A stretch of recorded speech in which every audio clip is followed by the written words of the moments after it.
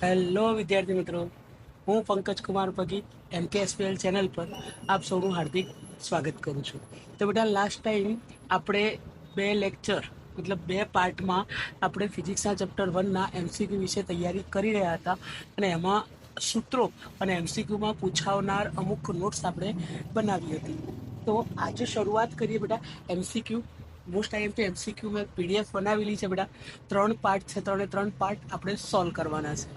But કદાચ છોકરાઓને જો આ PDF MCQની જોઈતી હોય તો એ તમને મારી ટેલિગ્રામ ચેનલની લિંક હું ડિસ્ક્રિપ્શનમાં મૂકી દઈશ, એમાં તમને મળી રહેશે. તો એના પરથી તમને ડાઉનલોડ કરવા માટે વિનંતી છે. ઠીક, કામ લાગશે તમને. તો બેટા આજે શરૂઆત કરવા જઈ રહ્યા છીએ આપણે MCQ પાર્ટ 1ની આજે શરૂઆત કરી દઈએ બેટા. પાર્ટ 1માં જે MCQ આપણે આ વિડીયોમાં સોલ્વ કરીએ એ તમારે રિવિઝન કરી લેવાના, વિડીયો જોઈ લેવાનો અને એમાંથી એકવાર રિવિઝન કરી લેવાનું, જેથી ચેપ્ટર 1ના MCQ પાર્ટ 1ની પ્રેક્ટિસ થઈ જાય. તો સૌથી પહેલો જ MCQ છે બેટા, જે તમે જોઈ શકો છો કે સુવાહકને સંપર્ક દ્વારા વિદ્યુત ભારિત કરવામાં આવે તો પદાર્થનું દળ ખાલી જગ્યા એ વધે અથવા ઘટે કે અચળ રહે. તો જે પ્રમાણે આપણે ચર્ચા કરી હતી બેટા લાસ્ટ ટાઈમ, તમને યાદ હશે કે સર કોઈ પણ પદાર્થ હોય એ જો ઇલેક્ટ્રોન ગુમાવે છે તે ધન વિદ્યુત ભારિત બને છે. એ કેવો બને છે બેટા? ધન વિદ્યુત ભારિત બને છે. અને ઇલેક્ટ્રોન ગુમાવે ત્યારે એના દળમાં શું થાય છે બેટા? ઘટાડો થાય છે. ઘટાડો થાય છે. પરંતુ જો પદાર્થ ઇલેક્ટ્રોન મેળવે તો એ ઋણ વિદ્યુત ભારિત બને છે. કેવો બને છે બેટા? એ ઋણ વિદ્યુત ભારિત બને છે.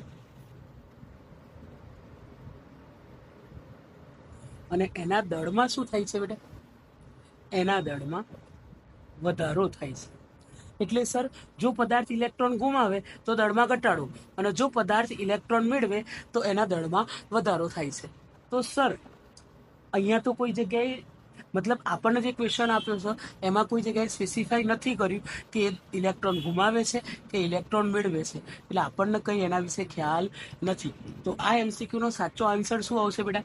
તો કે સી, વધે અથવા તો ઘટે. એનો જવાબ શું આવશે બેટા? સી, વધે અથવા તો ઘટે. નક્કી ન?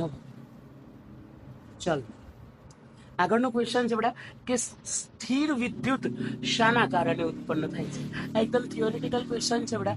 તો સ્થિર વિદ્યુત બે રીતે ઉત્પન્ન થઈ શકે, કાં તો ઘર્ષણની રીતે કાં તો પ્રેરણના રીતે. એટલે ઘર્ષણ અને પ્રેરણ બંનેના કારણે આ ઉત્પન્ન થઈ શકે છે. તો એનો આન્સર શું આવશે બેટા? ઘર્ષણ અને પ્રેરણ બંનેના કારણે તમને આ સ્થિર વિદ્યુત ઉત્પન્ન થતો જોવા મળશે.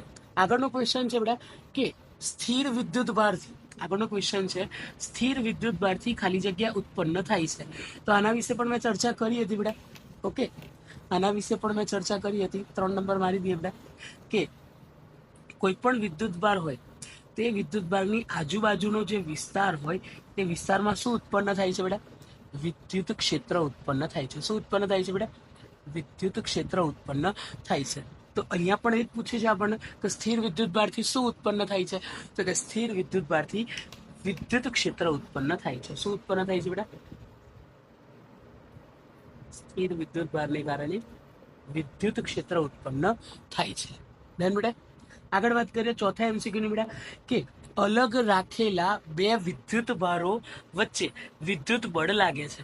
કારણ કે વિદ્યુત ભાર એ દ્રવ્યનો, આપણે બેટા મેં તમને સૌથી પહેલા વિડીયોની શરૂઆતમાં જ વિદ્યુત ભારની વ્યાખ્યામાં તમને કહી દીધું હતું બેટા, તો વિદ્યુત ભાર એ પદાર્થનો અંતર્ગત ગુણધર્મ છે, આંતરિક ગુણધર્મ છે. તો અહીંયા આન્સર શું આવશે બેટા? આંતરિક ગુણધર્મ છે.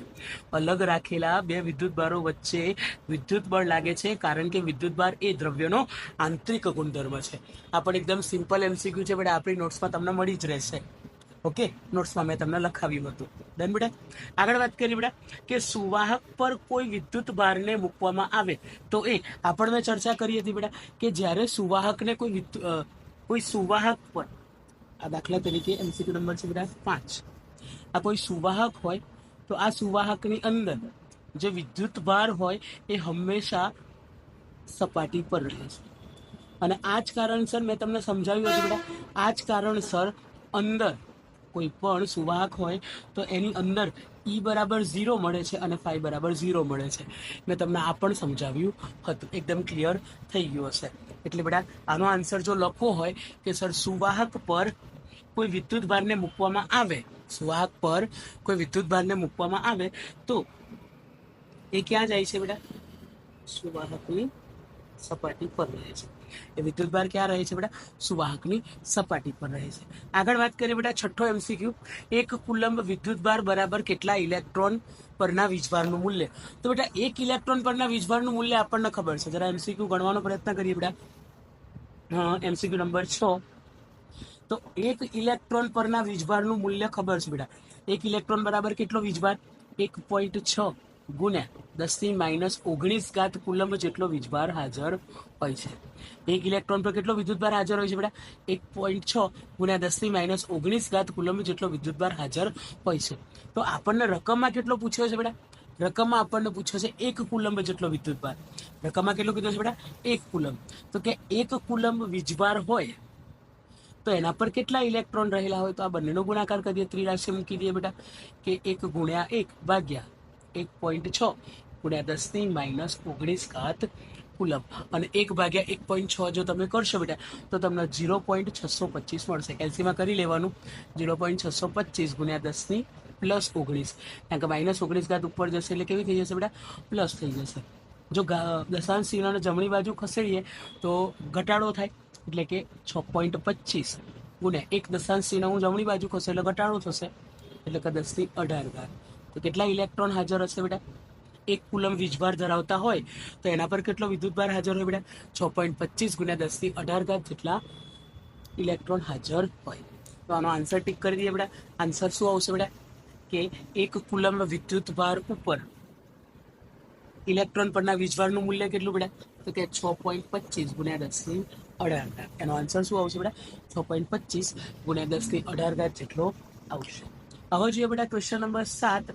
કુદરતમાં અલગ કરેલા તંત્ર પરના વિદ્યુતભારનું મૂલ્ય હંમેશા ખાલી જગ્યા. તો આ તો બેટા વિદ્યુતભારના ક્વોન્ટમીકરણનો નિયમ જ છે કે કુદરતમાં અલગ કરેલા તંત્ર પરના વિદ્યુતભારનું મૂલ્ય હંમેશા મૂળભૂત વિદ્યુતભારના પૂર્ણ ગુણાંકમાં હોય છે. આ તો વિદ્યુતભારના ક્વોન્ટમીકરણનો નિયમ જ છે. થિયરી પરથી જ ક્વેશ્ચન છે બેટા કે કુદરતમાં અલગ કરેલ તંત્ર પરના વિદ્યુતભારનું મૂલ્ય હંમેશા મૂળભૂત વિદ્યુતભારના પૂર્ણ ગુણાંકમાં હોય છે, જેને આપણે વિદ્યુતભારનું ક્વોન્ટમીકરણ કહીએ છીએ. ડન બેટા. આગળનો ક્વેશ્ચન જોઈએ કે કોઈ પણ પદાર્થને ધન વિદ્યુતભારિત બનાવવા માટે, કેવો બનાવવા માટે બેટા? ધન વિદ્યુતભારિત બનાવવા માટે. કોઈ પણ પદાર્થને ધન વિદ્યુતભારિત બનાવવા માટે તૈયાર જ છે બેટા આપણી પાસે. ધન વિદ્યુતભારિત બનાવવો હોય તો એને શું કરવું પડે બેટા? ઇલેક્ટ્રોન ગુમાવવા પડે, એટલે કે ઇલેક્ટ્રોન દૂર કરવા પડે. તો એવું MCQ શોધી લઈએ. આ રહ્યા બેટા, તેના પરથી ઇલેક્ટ્રોન દૂર કરવા પડે. એકદમ સિમ્પલ ક્વેશ્ચન છે પણ આપણ બેટા મેં આગળ જ વાત કરી કે કોઈ પણ પદાર્થનો ધન વિદ્યુતભારિત બનાવવો છે તો ધન વિદ્યુતભારિત બનાવવા માટે એને શું કરવું પડશે? ઇલેક્ટ્રોન ગુમાવવા પડશે, એટલે એની પરથી ઇલેક્ટ્રોન દૂર કરવા પડશે. ઠીક છે? ઓકે, ચલો આગળ. વિદ્યુતભારનો SI એકમ શું છે? આપણને આવડે બેટા એકદમ સિમ્પલ. વિદ્યુતભારનો SI એકમ શું છે? કુલંબ છે. આ તો એકદમ થિયોરિટિકલ ક્વેશ્ચન છે, સરે ચર્ચા કરેલી છે આગળની નોટ્સમાં તમને. ઓકે, આગળ વાત કરીએ બેટા 10મો MCQ. સમાન ત્રિજ્યા અને સમાન દ્રવ્યમાંથી બનાવેલ ગોળીય કવચ અને નક્કર ગોળાને મહત્તમ ક્ષમતા સુધી વિદ્યુતભારિત કરવામાં આવે છે જો તેમના પરના વિદ્યુતભારના મૂલ્યો અનુક્રમે Q1 અને Q2 હોય તો ખાલી જગ્યા. આને બેટા જરા આકૃતિ દોરીને સમજવાનો પ્રયત્ન કરીએ. શું કહેવા માંગે છે બેટા MCQ? આપણે જરા પહેલા રકમ સમજી લઈએ બેટા, જરા ઉપર લઈ લઈએ એટલે તમને એકદમ લિટરલી ખબર પડી જાય. ઓકે બેટા, 1 સેકન્ડ બેટા. Question number 7. ઓકે, તો ધ્યાનથી સાંભળો બેટા. સોરી, ક્વેશ્ચન નંબર કયો આવ્યો બેટા? આપણે 10મો ક્વેશ્ચન આવ્યો. સોરી, મિસ્ટેક થઈ ગયું. Question number 10. તો સમાન ત્રિજ્યા અને સમાન દ્રવ્યમાંથી. હવે બેટા એનો સમાન દ્રવ્યમાંથી બનાવવામાં આવેલો છે બેટા. એમાંથી એક ગોળીય કવચ બનાવવામાં આવે છે, એક ગોળીય કવચ બનાવવામાં આવે છે બેટા, અને બીજાના નળાકાર બનાવવામાં આવે છે. એક ગોળીય કવચ અને એક નળાકાર કવચ બનાવવામાં આવે છે, અને બંનેને વિદ્યુત ભારિત કરવામાં આવે છે. જો એમના પરના વિદ્યુત ભારો આના પર Q1 વિદ્યુત ભાર હોય અને આના પર Q2 વિદ્યુત ભાર હોય, તો બંને પરના વિદ્યુત ભારો કેવા થશે બેટા? તો બેટા જો એકદમ ક્લિયરલી સમજી લો આ વસ્તુને, કે જે કવચ બનાવવામાં આવ્યા છે એ શામાંથી બનાવવામાં આવ્યા છે બેટા? તો કે એક જ દ્રવ્યમાંથી બનાવવામાં આવેલા છે. અને જો એક જ દ્રવ્યમાંથી કોઈ કવચ બનાવેલું હોય તો એના પર રહેલા વિદ્યુત ભારો પણ કેવા હોય બેટા? સરખા, કારણ કે દ્રવ્ય બદલાતું નથી. કદાચ દ્રવ્ય બદલાય તો વિદ્યુત ભાર બદલાવી શકે, પરંતુ દ્રવ્ય બદલાતું નથી. એને એક જ દ્રવ્યમાંથી, સમાન દ્રવ્યમાંથી બનાવેલા છે અને એના પર સમાન ત્રિજ્યા છે, એટલે એમાં કોઈ ફરક પડવાનો નથી. વિદ્યુત ભારો કેવા રહેવાના છે બેટા? સરખા રહેવાના છે. ડન. 11 નંબરનો MCQ જોઈએ બેટા, 2He4. અને હા બેટા, કોઈએ કદાચ એનો સ્ક્રીનશોટ લેવો હોય તો સ્ક્રીન પોઝ કરી અને એનો સ્ક્રીનશોટ લઈ શકો છો બેટા. ઓકે, ચાલો તો આપણે આગળ વધીએ બેટા. ક્વેશ્ચન નંબર 11 ઉપર આગળ વધીએ બેટા. 11 નંબરનો ક્વેશ્ચન શું કહેવા માંગે છે આપણને, કે 2He4 ના ન્યુક્લિયસ પરનો વિદ્યુત ભાર ખાલી જગ્યા થાય. એકદમ સિમ્પલ ક્વેશ્ચન બેટા. આવો કદાચ હું બીજો એક એક્ઝામ્પલ પણ લઈશ એટલે તમને ખ્યાલ આવે બેટા. 2He4 આપણને આ રીતનો કોઈ પદાર્થ આપી દીધો છે. હવે 2He4 જ્યારે પણ આવું સમય આવે બેટા, એના પરનો કુલ વિદ્યુત ભાર જો તમને શોધવાનું કે, તો તમારી પાસે કુલ વિદ્યુત ભાર શોધવા માટેનું સૂત્ર છે બેટા, Q બરાબર Ne. ઓકે, અને n એટલે ઇલેક્ટ્રોનની સંખ્યા. ઇલેક્ટ્રોનની સંખ્યા કેટલી હોય બેટા? આપણને ધ્યાન રાખવાનું બેટા, કે ઇલેક્ટ્રોનની સંખ્યા હંમેશા તટસ્થ પરમાણુમાં રહેલા તટસ્થ પરમાણુના પરમાણુ ક્રમાંક જેટલી હોય. કેટલી હોય બેટા? પરમાણુ ક્રમાંક જેટલી હોય. તો અહીંયા બેટા પરમાણુ ક્રમાંક આપણને આપી દીધો છે, કેટલો બેટા? 2. એટલે પરમાણુ ક્રમાંક 2 છે, તો n બરાબર કેટલા થશે? 2. અને એનું મૂલ્ય મેં તમને લાસ્ટ વિડીયોમાં યાદ રાખવાનું કીધું હતું બેટા, કેટલું હોય છે? 1.6 ગુણ્યા 10⁻19 કુલમ. તો બેટા અહીંયા તમને જવાબ આપેલો છે. Yes sir. MCQ number B, 2 ગુણ્યા 1.6 ગુણ્યા 10⁻19 કુલમ. યસ સર, MCQ આપેલો છે 2 ગુણ્યા 1.6 ગુણ્યા 10⁻19 કુલમ. ડન બેટા? ઓકે, તો નેક્સ્ટ MCQ તરફ આગળ વધીએ બેટા. ક્વેશ્ચન નંબર 12, બે વિદ્યુત ભારો વચ્ચે પ્રવર્તતું કુલંબીય બળ. 12મો MCQ બેટા, બે વિદ્યુત ભારો વચ્ચે પ્રવર્તતું કુલંબીય બળ ખાલી જગ્યા હોય છે. તો ધ્યાન રાખો બેટા, કે દાખલા તરીકે જો ધન અને ધન, ઋણ અને ઋણ, એટલે આ કેવા વિદ્યુત ભારો કહેવાય બેટા? સજાતીય વિદ્યુત ભારો. જો સજાતીય વિદ્યુત ભારો હોય તો સજાતીય વિદ્યુત ભારો વચ્ચે શું થાય બેટા? અપાકર્ષણ થાય. એકદમ સિમ્પલ છે આ તો, કે સજાતીય વિદ્યુત ભારો વચ્ચે શું થાય બેટા? અપાકર્ષણ થાય. પરંતુ પ્લસ અને માઇનસ, માઇનસ અને પ્લસ, એટલે કે વિજાતીય વિદ્યુત ભારો હોય. કેવા હોય બેટા? વિજાતીય વિદ્યુત ભારો જો હાજર હોય તો એમના વચ્ચે શું જોવા મળશે બેટા? આકર્ષણ જોવા મળશે. એટલે કાં તો આકર્ષણ હશે, કાં તો અપાકર્ષણ હશે. કારણ કે કુલંબીય બળ એ વિદ્યુત ભારો માટેનું છે. જો વિદ્યુત ભારો સજાતીય અને વિજાતીય હોય, સજાતીય હોય તો અપાકર્ષણ અને વિજાતીય હોય તો આકર્ષણ. તો અહીંયા એ બળ કયા પ્રકારનું હશે બેટા? કાં તો આકર્ષી હશે, કાં તો અપાકર્ષી હશે.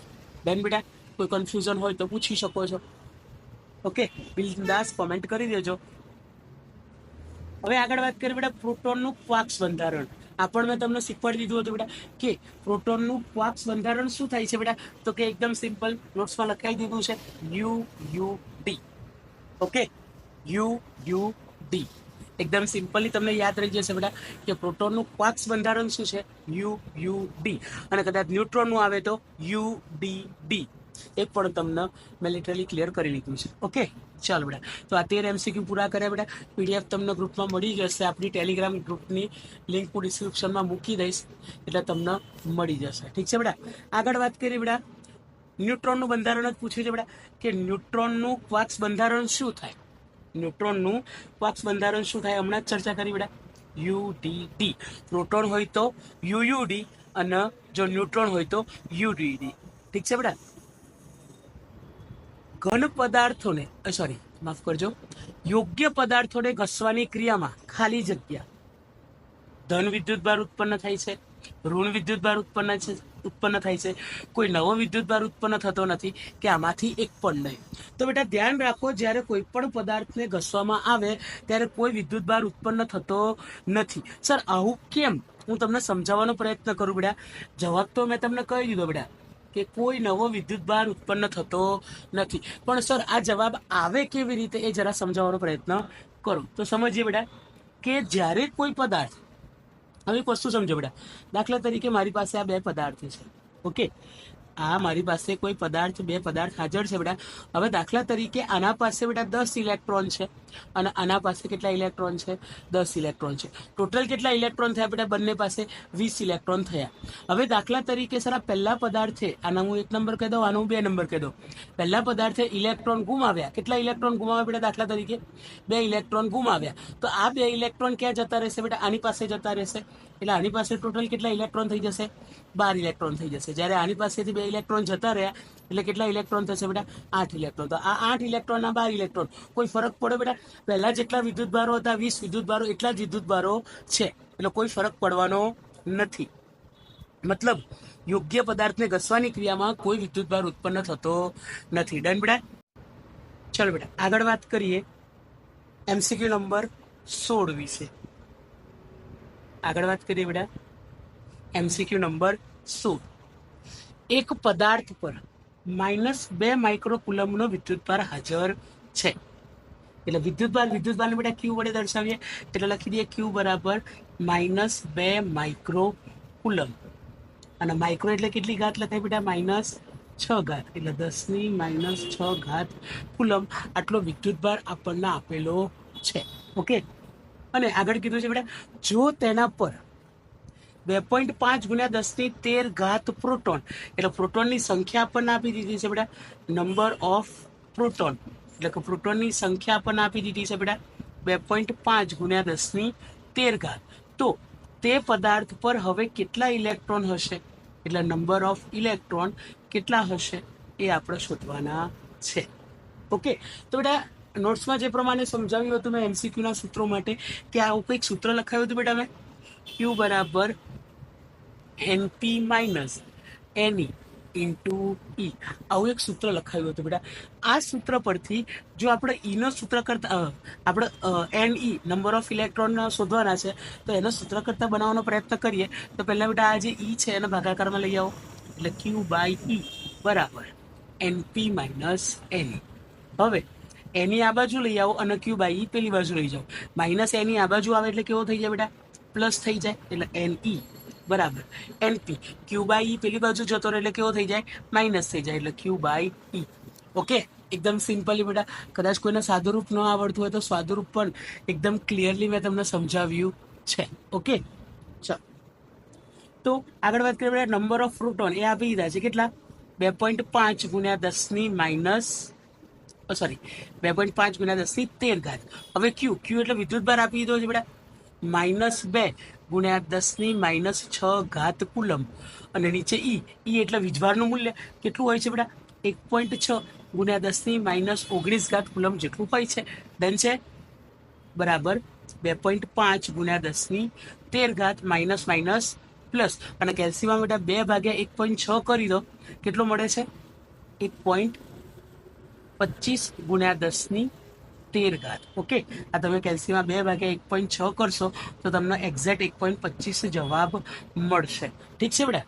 અને 2.5 હવે ઘાત સરખી છે એટલે બેટા ઘાત તો ખબર પડી ગઈ હશે. -19 ઘાત ઉપર ગઈ એટલે 19માંથી 6 ગયા એટલે કેટલા વધ્યા બેટા? 13 વધ્યા. ઓકે, એટલે કેટલી ઘાત આવી? 13 ઘાત આવી. હવે બેટા 2.5 + 1.25 કરો.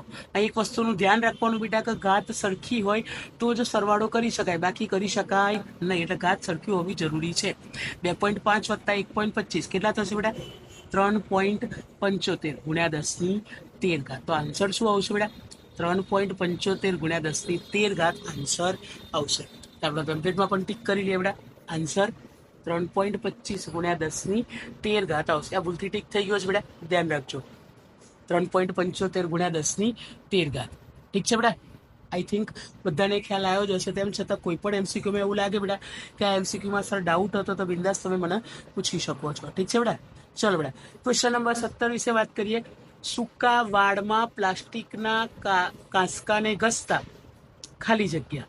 હવે ધ્યાનથી સાંભળો બેટા, આ એક વસ્તુ આઈ થિંક ચર્ચા કરવાની રહી ગઈ હતી, પણ ચર્ચા કરી લઉં છું, ટેન્શન ના લેશું બેટા. આપણે 2 શબ્દો યાદ રાખવાના છે બેટા, FGW, અને બીજો શબ્દ છે બેટા પાસેર. બીજો શબ્દ છે બેટા પાસેર. સર હવે જ્યારે પણ બેટા આ પ્રશ્ન આવે તો તમારે ધ્યાન રાખવાનું છે બેટા કે FGW, પહેલા તો આ દરેક શબ્દ તમને શું કહેવા માંગે છે, આ F નો અર્થ શું થાય બેટા? F એટલે કે ફર, ફર, ફર એટલે કે બિલાડીનું ચામડું. ફરનો અર્થ શું થાય બેટા? બિલાડીનું ચામડું. આ વસ્તુ સમજો બેટા ધ્યાનથી. જી એટલે બેટા ગ્લાસ. જી નો અર્થ થાય બેટા ગ્લાસ, જેને આપણે ગુજરાતીમાં કહીએ તો બેટા કાચ. ઓકે. ડબલ્યુ એટલે બેટા વૂલ, જેને આપણે શું કહીએ બેટા? ઊન કહીએ. જેને શું કહીએ છીએ બેટા? આપણે ઊન કહીએ છીએ. એટલે આ FGW બેટા મગજમાં ફિટ કરો. F એટલે કે ફર, બિલાડીનું ચામડું. G એટલે કે ગ્લાસ, એટલે કે કાચ, અને W એટલે કે વૂલ, જેને શું કહીશું બેટા? આપણે ઊન તરીકે ઓળખીશું. શાના તરીકે ઓળખીશું બેટા? ઊન તરીકે. હવે સર આ પાસેર શું છે? ઓકે, આ પાસેર શું છે? આ P ફોર પ્લાસ્ટિક. આ ધ્યાન રાખજો બેટા, P ફોર પ્લાસ્ટિક. A એટલે કે એમ્બર, એનો અર્થ છે બેટા એમ્બર. S એટલે કે સિલ્ક, સિલ્કનું જે કાપડ આવે એ બેટા. E એટલે કે એબોનાઇટ. આ પણ ધ્યાન રાખજો બેટા, E એટલે એબોનાઇટ, અને R એટલે કે રબર. તો હવે ધ્યાન શું રાખવાનું છે બેટા? તમારે એક વસ્તુ ધ્યાન રાખવાનું છે બેટા કે કોના પર ધન વીજભાર આવે અને કોના પર ઋણ વીજભાર આવે. કોના પર ધન વીજભાર અને કોના પર ઋણ વીજભાર. તો ધ્યાન રાખો બેટા, હંમેશા એક વસ્તુ ફિક્સ છે બેટા. ઓકે, કે જ્યારે પણ FGW એટલે કે ફોર, ગ્લાસ અથવા તો વૂલ હાજર હોય તો એના પર હંમેશા ધન વીજભાર આવશે. એના પર હંમેશા કેવો વીજભાર આવશે? ધન વીજભાર. એટલે કે એ હંમેશા ઇલેક્ટ્રોન શું કરશે બેટા? ગુમાવે છે. FGW એટલે કે ફર, ગ્લાસ અને વૂલ, એટલે કે સર બિલાડીનું ચામડું, કાચ અથવા તો ઊન હાજર હોય તો એ હંમેશા ધન વીજભાર ધારણ કરશે, કારણ કે ઇલેક્ટ્રોન ગુમાવે છે. જ્યારે પાસેર એટલે કે પ્લાસ્ટિક, એમ્બર, સિલ્ક, એબોનાઇટ, રબર વગેરે જેવા પદાર્થો હાજર હોય તો એના પર ધ્યાન રાખવાનું છે બેટા, કેવો વીજભાર ધારણ કરશે? ઋણ વીજભાર ધારણ કરશે, અને એ હંમેશા ઇલેક્ટ્રોન મેળવે છે. તો હવે આપણને જે સવાલ પૂછવામાં આવ્યો છે બેટા, આપણને અહીંયા શું સવાલ પૂછવામાં આવ્યો છે કે સૂકા વાડ અને પ્લાસ્ટિકને ઘસીએ. આપણને જે સવાલ પૂછવામાં આવ્યો છે બેટા, એમાં શું પૂછવામાં આવ્યું છે કે સૂકા વાડ અને પ્લાસ્ટિકને ઘસવામાં આવે. તો સૂકા વાડ અને પ્લાસ્ટિક, ઓકે, આને જ્યારે ઘસવામાં આવે તો શું થાય, એવો સવાલ આપણને પૂછવામાં આવ્યો છે. તો આ મેં એક વસ્તુ તો કરી બેટા, પ્લાસ્ટિક. તો પ્લાસ્ટિક પર હંમેશા કયો વીજભાર આવશે બેટા? ઋણ વીજભાર આવશે. આના પર ઋણ વીજભાર આવશે, અને આ શું કરશે બેટા? ઇલેક્ટ્રોન મેળવશે. જ્યારે સૂકા વાડ શું કરે છે બેટા? એ ધન વીજભાર ધારણ કરે છે. એનો મતલબ એ ઇલેક્ટ્રોન ગુમાવે છે. એટલે સર સૂકા વાડ ઇલેક્ટ્રોન ગુમાવે છે, જ્યારે પ્લાસ્ટિક ઇલેક્ટ્રોન મેળવે છે. તો આપણે બેટા એવો MCQ શોધવાનો પ્રયત્ન કરીએ કે સૂકા વાડ ઇલેક્ટ્રોન મેળવે છે? ના સર. સૂકા વાડ ઇલેક્ટ્રોન ગુમાવે છે? હા સર. એટલે કયો MCQ સાચો આવશે બેટા? સૂકા વાડ ઇલેક્ટ્રોન ગુમાવે છે. ઓકે બેટા, એકદમ ક્લિયરલી સમજાવી દીધું છે બેટા. તેમ છતાં કોઈ ડાઉટ લાગે તો એકવાર ફરી એકવાર કહી દો બેટા કે જ્યારે FGW હાજર હોય તો એના પર હંમેશા ધન વીજભાર આવશે, એ ઇલેક્ટ્રોન ગુમાવશે. જ્યારે પાસેર હશે તો એ હંમેશા ઋણ વીજભાર ધારણ કરશે અને એ ઇલેક્ટ્રોન મેળવશે. આપણને જે સવાલ પૂછવામાં આવ્યો હતો બેટા, એ સૂકા વાડ અને પ્લાસ્ટિકના સળિયા વિશે પૂછવામાં આવ્યો હતો. તો જે પ્લાસ્ટિકનો સળિયો છે એ કેવો વીજભાર ધારણ કરે બેટા? ઋણ વીજભાર. એ ઇલેક્ટ્રોન મેળવે. તો સૂકો વાડ શું કરે બેટા? ઇલેક્ટ્રોન ગુમાવે, ધન વીજભાર ધારણ કરે. ઠીક છે બેટા, એકદમ ક્લિયરલી સમજાવવાનો પ્રયત્ન કર્યો છે. કોઈ સ્ક્રીનશોટ લેવો હોય તો લઈ શકે છે બેટા. ઓકે, સ્ક્રીન પોઝ કરો અને એકદમ સરસ રીતે સ્ક્રીનશોટ લઈ લો. ઓકે, જેથી રિવિઝન કરવામાં કામ લાગે. આગળ વાત કરીએ બેટા ક્વેશ્ચન નંબર 18. શું કહેવા માંગે છે બેટા? ક્વેશ્ચન નંબર 18 શું કહે છે? રકમ વાંચીએ બેટા. કાચના સળિયા સાથે રેશમના કપડાને ઘસતા. હવે કાચનો સળિયો એટલે બેટા ખ્યાલ આવી ગયો હશે. કાચનો સળિયો એટલે કે ગ્લાસ G અને રેશમનું કાપડ એટલે કે સિલ્ક S. હવે એકદમ ક્લિયરલી ખબર પડી ગઈ સર. એનો મતલબ આ ઋણ હશે અને આ કેવો હશે બેટા? ધન હશે. એટલે એમાં આપણે બહુ કંઈ ખાસ વિચારવાની જરૂર નથી. રેશમનું કપડું 320 નેનોકુલમ ઋણ વિદ્યુત ભાર ધરાવે છે. કયો વિદ્યુત ભાર ધરાવે છે બેટા? ઋણ વિદ્યુત ભાર ધરાવે છે. તો આપણે લિસ્ટ બનાવીએ બેટા. વિદ્યુત ભાર એટલે કે Q અને પણ ઋણ એટલે કે માઇનસ 320 નેનોકુલમ. કેટલો બેટા? 320 નેનોકુલમ જેટલો વિદ્યુત ભાર ધરાવે છે. જો આને બેટા આપણો નેનો એટલે કેટલી ઘાત બેટા?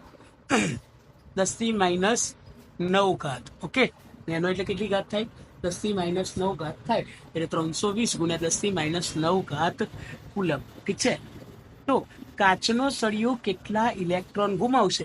કેટલા ઇલેક્ટ્રોન એટલે કે બેટા ઇલેક્ટ્રોનની સંખ્યા આપણને ગણવાની કીધી છે, એટલે કે n આપણને શોધવાના કીધા છે.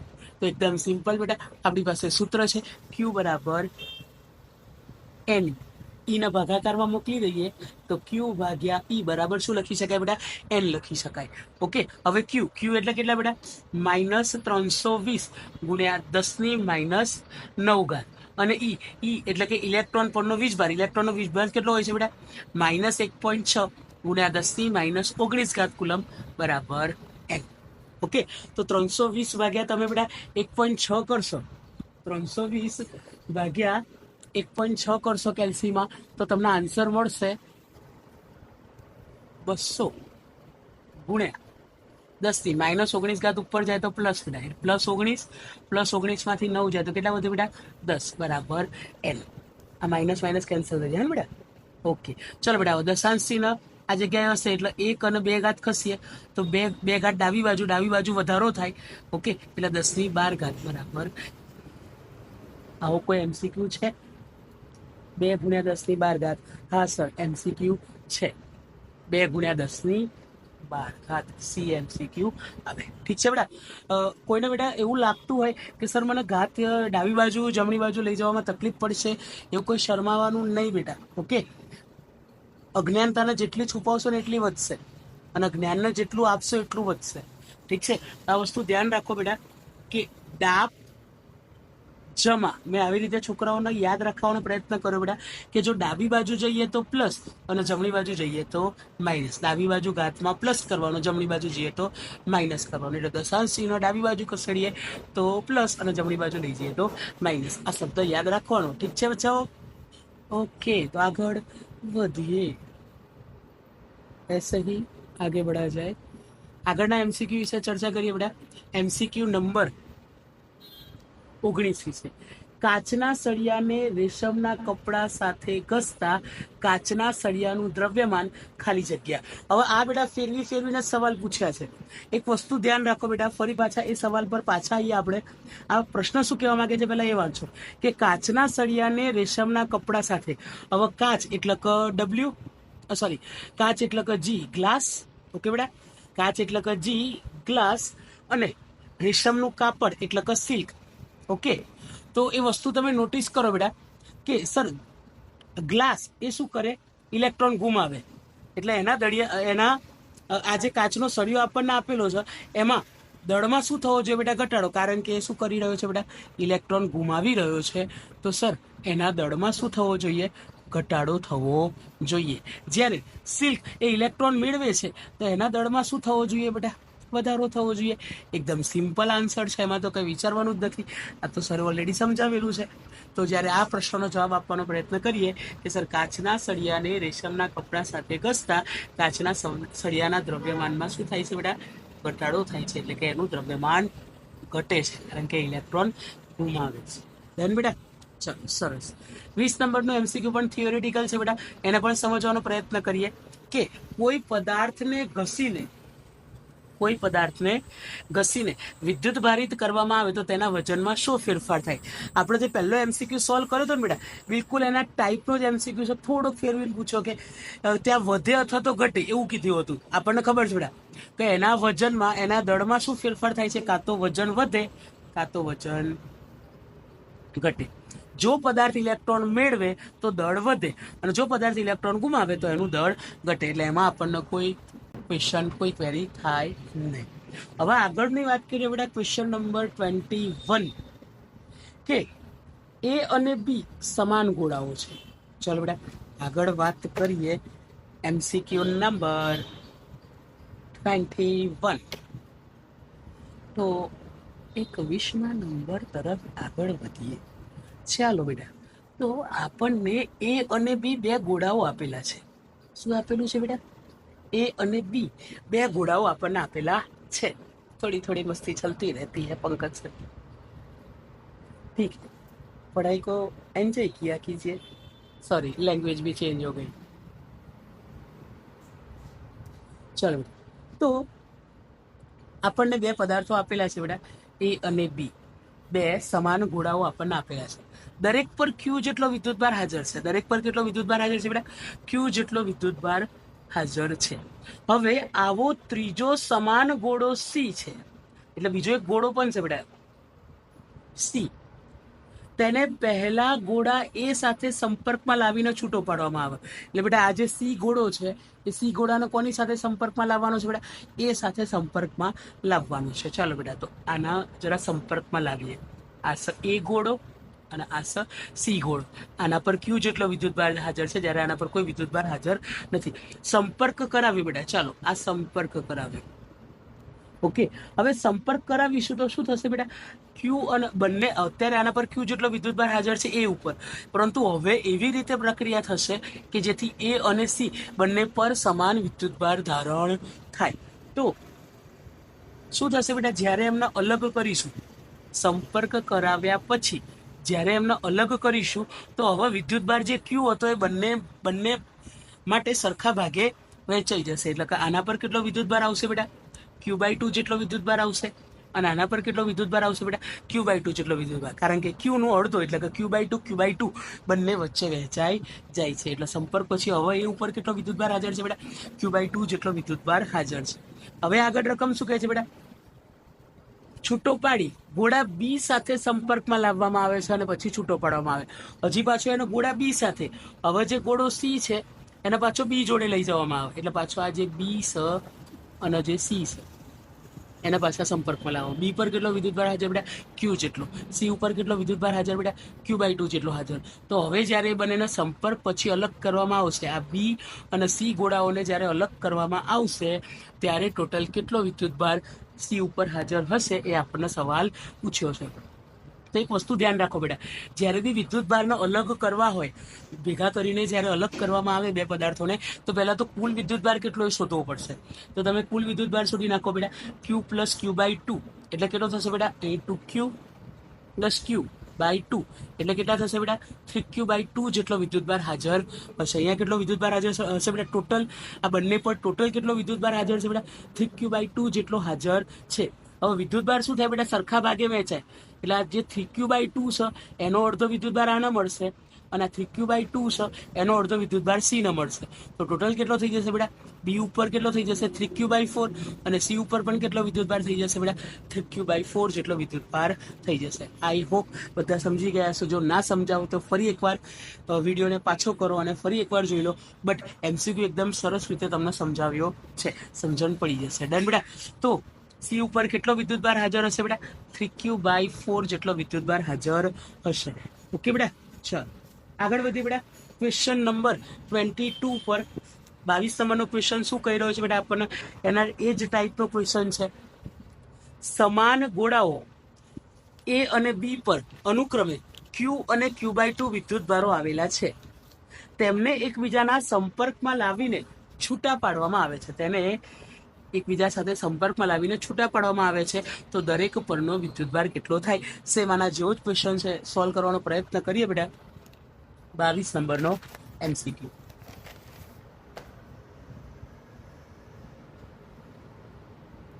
22 નંબર MCQ. ચાલ, તો એ અને બી બે ગોળાઓ છે. પહેલા તો લખી દઈએ બેટા સર, એ અને બી બે સમાન ગોળાઓ છે. આના પર કેટલો વિદ્યુતભાર હાજર છે? ક્યુ જેટલો. આના પર કેટલો વિદ્યુતભાર હાજર છે? Q/2 જેટલો. હવે બંનેના સંપર્કમાં લાવીએ. ચાલો બેટા આ બંનેના સંપર્કમાં લાવીએ. આ એ અને બી, આના પર Q/2. ટોટલ કેટલો વિદ્યુતભાર થશે બેટા? Q+Q/2. સરવાળો કરી દઈએ બેટા. Q+Q/2 આના અહીં મોકલો એટલે 2Q+Q/2 એટલે કેટલો વિદ્યુતભાર થશે બેટા? 3Q/2 જેટલો વિદ્યુતભાર આના પર હાજર થશે. હવે બેટા એ બંનેના સંપર્કમાં લાવીને છૂટા પાડવામાં આવે છે. હવે બેટા છૂટો પાડી દઈએ એટલે એ અને બી. તો આ જે વિદ્યુતભાર ટોટલ જેટલો વિદ્યુતભાર છે એ અડધો અડધો વહેંચાઈ જશે. એટલે 3Q/2 એનો અડધો વહેંચાઈ જશે અને અહીંયા બેટા 3Q/2 એનો અડધો વહેંચાઈ જશે.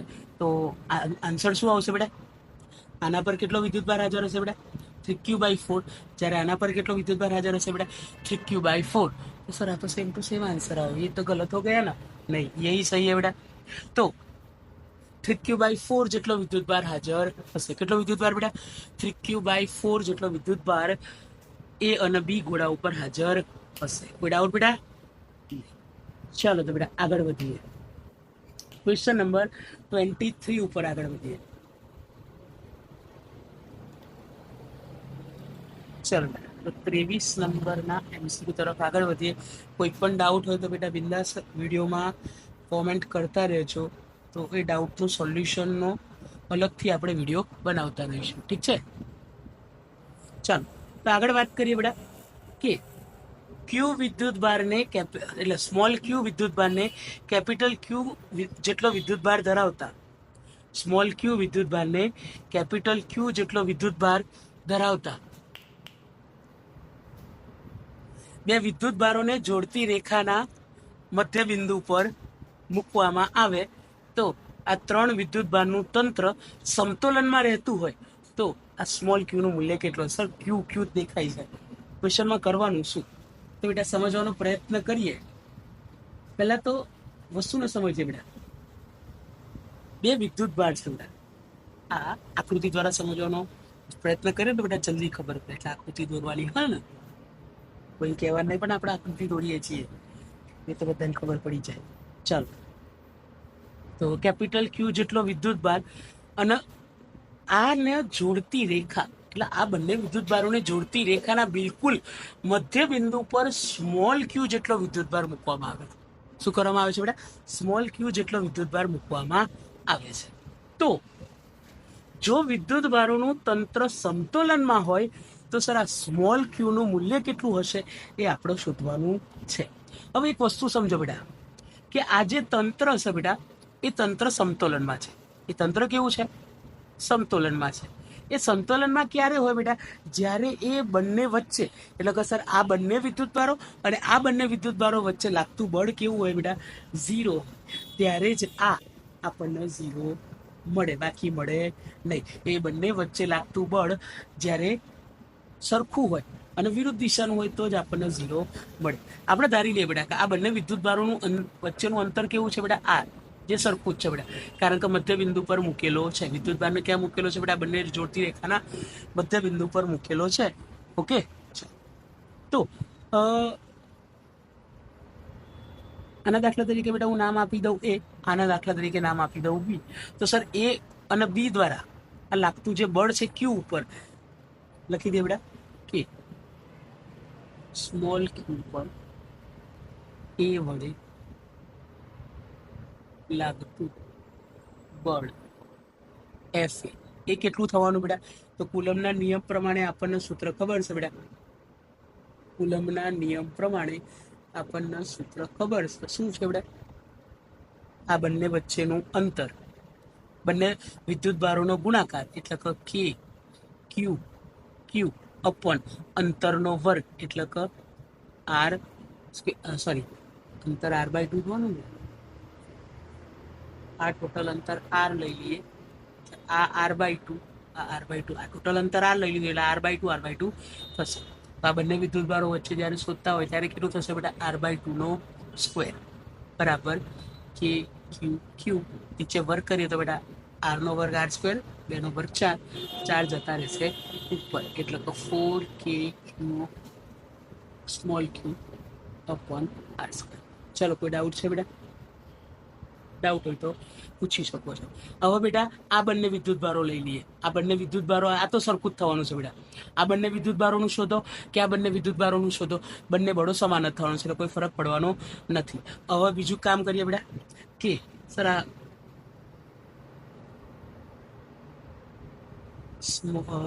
ક્યુ વડે, કેપિટલ ક્યુ લઈએ. હવે ક્યુ વડે લાગતું બળ, એના દાખલા તરીકે કહી દો બેટા FB. તો એ કેટલું થશે બેટા? હવે આ બંને વિદ્યુતભારો લેવાના છે, તો કે ક્યુ સ્ક્વેર, અને બંને વિદ્યુતભારો વચ્ચેનું અંતર કેટલું છે બેટા? આર, એટલે કે આર સ્ક્વેર. ઓકે, હવે મેં કીધું એ પ્રમાણે બળો કેવા છે બેટા? સંતુલનમાં છે. આપણને કહી દીધું છે આ તંત્ર છે એ સંતુલનમાં છે. એનો અર્થ સર આ બંને બળોનો સરવાળો કેવો થવો જોઈએ? 0 થવો જોઈએ. તો જ સર એ સંતુલનમાં હોય, બાકી સંતુલનમાં હોય નહીં. તો બેટા આને લખવું હોય તો બેટા હું શું લખી શકું? FE બરાબર માઇનસ FB. બંને કિંમતો મૂકી દઈએ બેટા. FA બરાબર કેટલા? તો 4k ક્યુ અપોન આર સ્ક્વેર બરાબર માઇનસ FB કેટલા બેટા? FB કેટલા શોધે આપણે? કે ક્યુ સ્ક્વેર અપોન આર. એટલે એમ કહીએ કે ક્યુ સ્ક્વેર અપોન આર. ઠીક છે બેટા? એ સોરી, કે Q square upon R square, કે Q square upon R square. ચાલો બેટા, તો સર આ આર સ્ક્વેર કેન્સલ થયા. સર આ કે કેન્સલ થયા, તો આપણને શું મળે? સર અહીંયાથી એક ક્યુ જતો રહેવાનો, એટલે અહીંયા ક્યુ વધશે, એટલે કેટલા મળે બેટા? 4q બરાબર માઇનસ કેપિટલ ક્યુ. આપણે સ્મોલ ક્યુ શોધવાનો છે, એટલે -q/4. ચાલો, કોઈ ડાઉટ હોય તો કહી શકો છો બેટા. એકદમ સરસ રીતે આપણને જવાબ મળી ગયો. કેટલો મળ્યો બેટા? -q/4. આન્સર શું મળે બેટા? -q/4. ઓકે, સ્ક્રીનશોટ લેવો હોય તો લઈ લેજો બેટા. કદાચ હું ભૂલી જાઉં તો સ્ક્રીન પોઝ કરીને પણ સ્ક્રીનશોટ જરૂર લઈ લેજો. ઠીક છે બેટા? ચાલો આગળ વધીએ બેટા ક્વેશ્ચન નંબર 24 ઉપર. Question number 24. ચાલો, ક્વેશ્ચન નંબર 24. સર 1 ગ્રામ દળ ધરાવતો પદાર્થ 5 × 10⁻21 પરમાણુનો બનેલો છે. જો આ પદાર્થના 0.01% પરમાણુઓ પરથી 1 ઇલેક્ટ્રોન દૂર કરવામાં આવે તો પદાર્થ પરનો કુલ વિદ્યુતભાર કેટલો હશે? ક્વેશ્ચન સમજવા જેવો છે બેટા. પહેલા તો એક વસ્તુ સમજો બેટા, ટોટલ કેટલા પરમાણુઓ હાજર છે બેટા? 5 × 10⁻21 પરમાણુ હાજર છે, અને આ પરમાણુ પરથી કેટલા ઇલેક્ટ્રોન દૂર કરવામાં આવે છે બેટા? 0.01% ઇલેક્ટ્રોન દૂર કરવામાં આવે છે. ટોટલ પરમાણુઓ કેટલા છે બેટા? 5 × 10⁻21, અને આના કેટલા ટકા બેટા? 0.01% ઇલેક્ટ્રોન દૂર કરવામાં આવે છે. એટલે ઇલેક્ટ્રોનની સંખ્યા બેટા તો આપણને મળી જ જાય ને. સર આ ઇલેક્ટ્રોનની સંખ્યા એ તો આપણને મળી જ જાય, અને ઇલેક્ટ્રોનની સંખ્યાને આપણે શાના વડે દર્શાવીએ છીએ બેટા? સ્મોલ n વડે દર્શાવીએ છીએ. ઇલેક્ટ્રોનની સંખ્યાને આપણે શાના વડે દર્શાવીએ છીએ બેટા? સ્મોલ n વડે દર્શાવીએ છીએ. તો કેટલા થશે? 5 × 10⁻21. એના કેટલા ટકા બેટા? 0.01%. ટકાના બેટા 0.01/100 લખાય. ઓકે સર, લખાય. આને સોલ્વ કરી દો બેટા. 5 × 10 સર આ 21, અને આ નીચે 100 એટલે 10⁻2 લખાય છે. લખી દો બેટા. 0.01 એટલે 10⁻2 લખાય. ચાલે બેટા, કેલ્સી ના હોય તો 100 એટલે 10⁻2 લખાય. ઠીક છે બેટા? આ 21. તો 5 × 10. ચલો બેટા, પહેલા 21માંથી 2 જાય તો કેટલી વધે બેટા? 19. પાછી 2 ઉપર આવે એટલે બીજી 2 ઓછી થવાની, એટલે 17. તો બેટા ઇલેક્ટ્રોનની સંખ્યા આપણને આપી છે 5 × 10⁻17. ઓકે, અને એના પરનો કુલ વિદ્યુતભાર કેટલો હશે એ આપણે શોધવાનું છે. તો સૂત્ર વાપરી દઈએ બેટા. Q બરાબર NE. એકદમ સિમ્પલ સૂત્ર છે બેટા. Q બરાબર NE. Q બરાબર NE. n એટલે બેટા 5 × 10⁻17. E એટલે 1.6 × 10⁻−19. 1685 એટલે બેટા કેટલા આવશે? 8 આવશે. 8 × 10⁻2 કુલમ. આટલો વિદ્યુતભાર હાજર છે. ઓકે, હા, એના ઘાત સ્વરૂપે નથી આપ્યું બેટા, તો 0.08 પણ લખાયા. તો કેટલો વિદ્યુતભાર હાજર છે બેટા? 0.08 કુલમ્બ વિદ્યુતભાર હાજર છે. સર હવે બે જવાબ આપ્યા છે, આપણને કન્ફ્યુઝ કર્યા છે આ જગ્યાએ બેટા કે કેટલો. સર આપેલ પરમાણુ પરથી શું કરવામાં આવે છે બેટા? ઇલેક્ટ્રોન દૂર કરવામાં આવે છે. જો ઇલેક્ટ્રોન દૂર કરવામાં આવતા હોય, ઇલેક્ટ્રોન દૂર કરીએ છીએ, ઇલેક્ટ્રોન દૂર કરવામાં આવે તો એ કેવો વીજભાર ધારણ કરે બેટા? પદાર્થ પર કેવો વીજભાર આવે બેટા? ધન વીજભાર આવે. ઓકે, અને આ સર ધન વીજભાર હોય તો સર આ જવાબ પણ કેવો હોવો જોઈએ? ધન હોવો જોઈએ, કારણ કે ધન વીજભાર ધારણ કરે છે. તો લખી દઈએ બેટા કેટલો? 0.08. ઠીક છે બેટા. ચાલો આગળ વાત કરીએ બેટા ક્વેશ્ચન નંબર 25 વિશે. Question number 25. Sir question number 25. તો ક્વેશ્ચન નંબર 25 બહુ સરસ ક્વેશ્ચન છે બેટા. પહેલા રકમ સમજી લે બેટા કે 75 કિલોગ્રામ દ્રવ્યમાન ધરાવતા ઇલેક્ટ્રોન પરનો વિદ્યુતભાર ખાલી જગ્યા થાય. આને બેટા હું બે પાર્ટમાં ડિવાઈડ કરી દઈશ. 75 કિલોગ્રામની જગ્યાએ બીજો કોઈ પણ આવી શકે છે બેટા. આપણને એવું સવાલ કર્યો છે બેટા કે 75 કિલોગ્રામ દ્રવ્યમાન ધરાવતા, કેટલો બેટા? 75 કિલોગ્રામ દ્રવ્યમાન ધરાવતા ઇલેક્ટ્રોન પરનો વિદ્યુતભાર ખાલી જગ્યા થાય. આ સવાલ આપણને પૂછવામાં આવ્યો છે. તો સૌથી પહેલા દળ આપી દીધું બેટા. દળમાં એ પદાર્થનું દળ એટલે કે ડેલ્ટા એમ આપણને આપી દીધું છે બેટા. કેટલું બેટા? 75 કિલોગ્રામ. હવે બેટા યાદ હોય તો મેં તમને એકદમ સરસ સૂત્ર લખાવેલું હતું બેટા. દળમાં થતો ફેરફાર ડેલ્ટા એમ બરાબર એન ગુણ્યા એમઈ. એમઈ એટલે ઇલેક્ટ્રોનનું દળ. તો આ જ સૂત્ર પરથી તમે બેટા ઇલેક્ટ્રોનની સંખ્યા શોધી શકો. આપણે બેટા વિદ્યુતભાર શોધવાનો છે કે એના પર કેટલો વિદ્યુતભાર હશે. તો વિદ્યુતભારનું સૂત્ર છે બેટા ક્યુ બરાબર એન. પણ એન નથી તો એન શોધવા માટે આ સૂત્રનો યુઝ કરતો. એકદમ સિમ્પલ થઈ ગયું બેટા. ડેલ્ટા એમ એટલે 75 કિલોગ્રામ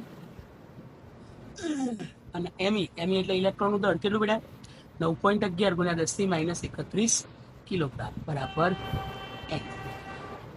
ઓકે, 75 ભાગ્યા 9.11 કેલ્સીમાં કરી લો બેટા. તો કેલ્સીમાં જવાબ આવશે બેટા 8.23. અને બેટા -31 ઉપર જાય તો કેવી થાય બેટા? પ્લસ, એટલે 10⁻31 બરાબર. હવે એન મળી ગયો તો એ કિંમત અહીંયા મૂકી દઈએ. એન બરાબર જે કિંમત મળી એને અહીંયા મૂકી દઈએ. એન એટલે 8.23 ગુણ્યા 10⁻31. અને ઇલેક્ટ્રોનની વાત ચાલે છે. ઇલેક્ટ્રોન પરનો વીજભાર કેટલો બેટા? 1.6 ગુણ્યા 10⁻19 કુલમ. તો 8.23 ગુણ્યા 1.6 કરો બેટા.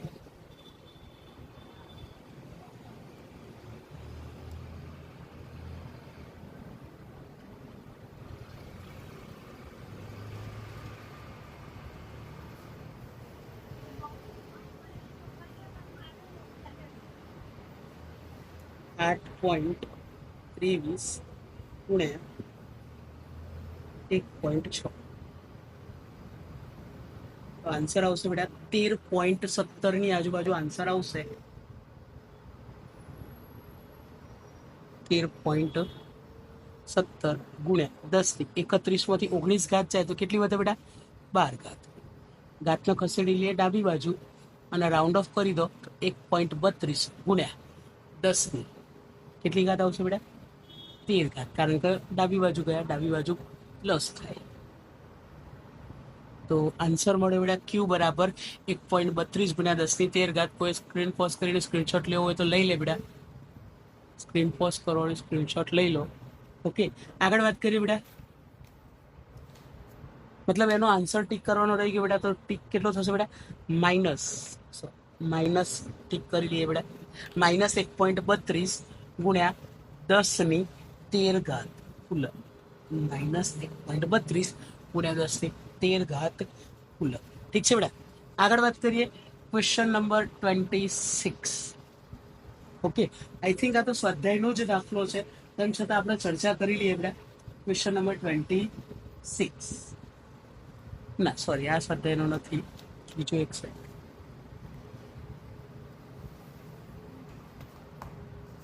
કોઈ ડાઉટ હોય તો બેટા કોમેન્ટ કરતા રહેજો. ઓકે, સર દરેક કોમેન્ટનો રિપ્લાય આપતા રહેશે. અને એવો કંઈ ટોપિક કવર કરવો હોય તો પણ કોમેન્ટ કરી દેજો કે સર આ ટોપિક કવર કરો, અમને આ ટોપિક સમજવામાં તકલીફ પડે છે. તો 26 નંબરના MCQ તરફ આગળ વધી પડ્યા કે સમાન ત્રિજ્યાવાળા તાંબાના બે ગોળાઓ A અને B છે. ચાલો સરસ, એ તો આકૃતિ દોરી દઈએ બેટા. એક ગોળો A છે અને બીજો ગોળો B છે. આકૃતિ તો દોરી જ દેવાની બેટા, આકૃતિ પરથી જલ્દી ખબર પડશે તમને. ઓકે ચાલો, જો એ ગોળા પર 100 ઇલેક્ટ્રોન, એ ગોળા પર કેટલા ઇલેક્ટ્રોન છે બેટા? આના પર કેટલા ઇલેક્ટ્રોન? 100 ઇલેક્ટ્રોન. અને બી ગોળા પર 400 પ્રોટોન હોય, એટલે કે 400 પ્રોટોન હોય, તો તે બંનેના સંપર્કમાં લાવી છૂટા પાડવામાં આવે તો દરેક ગોળા પરનો વિદ્યુતભાર કેટલો હશે? એ બંનેને શું કરવાનું છે? સંપર્કમાં લાવીને છૂટા પાડવામાં આવે છે, તો એના પર કેટલો વિદ્યુતભાર હશે દરેક ગોળા પર, એ આપણે શોધવાનું છે. પહેલા તો કુલ વિદ્યુતભાર કેટલો એ શોધી નાખીએ.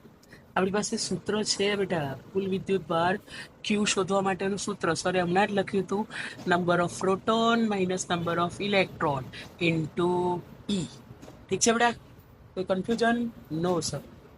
સર નંબર ઓફ પ્રોટોન, પ્રોટોનની સંખ્યા કેટલી બેટા? 400, એટલે લખી દઈએ 400. પ્રોટોનની સંખ્યા કેટલી છે બેટા? 400. ઇલેક્ટ્રોનની સંખ્યા કેટલી છે? 100. 400 માઇનસ 100.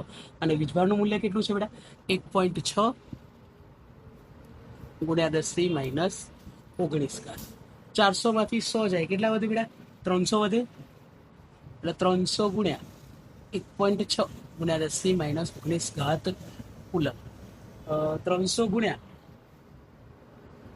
1.6 કરો બેટા, તો કેટલા આવશે?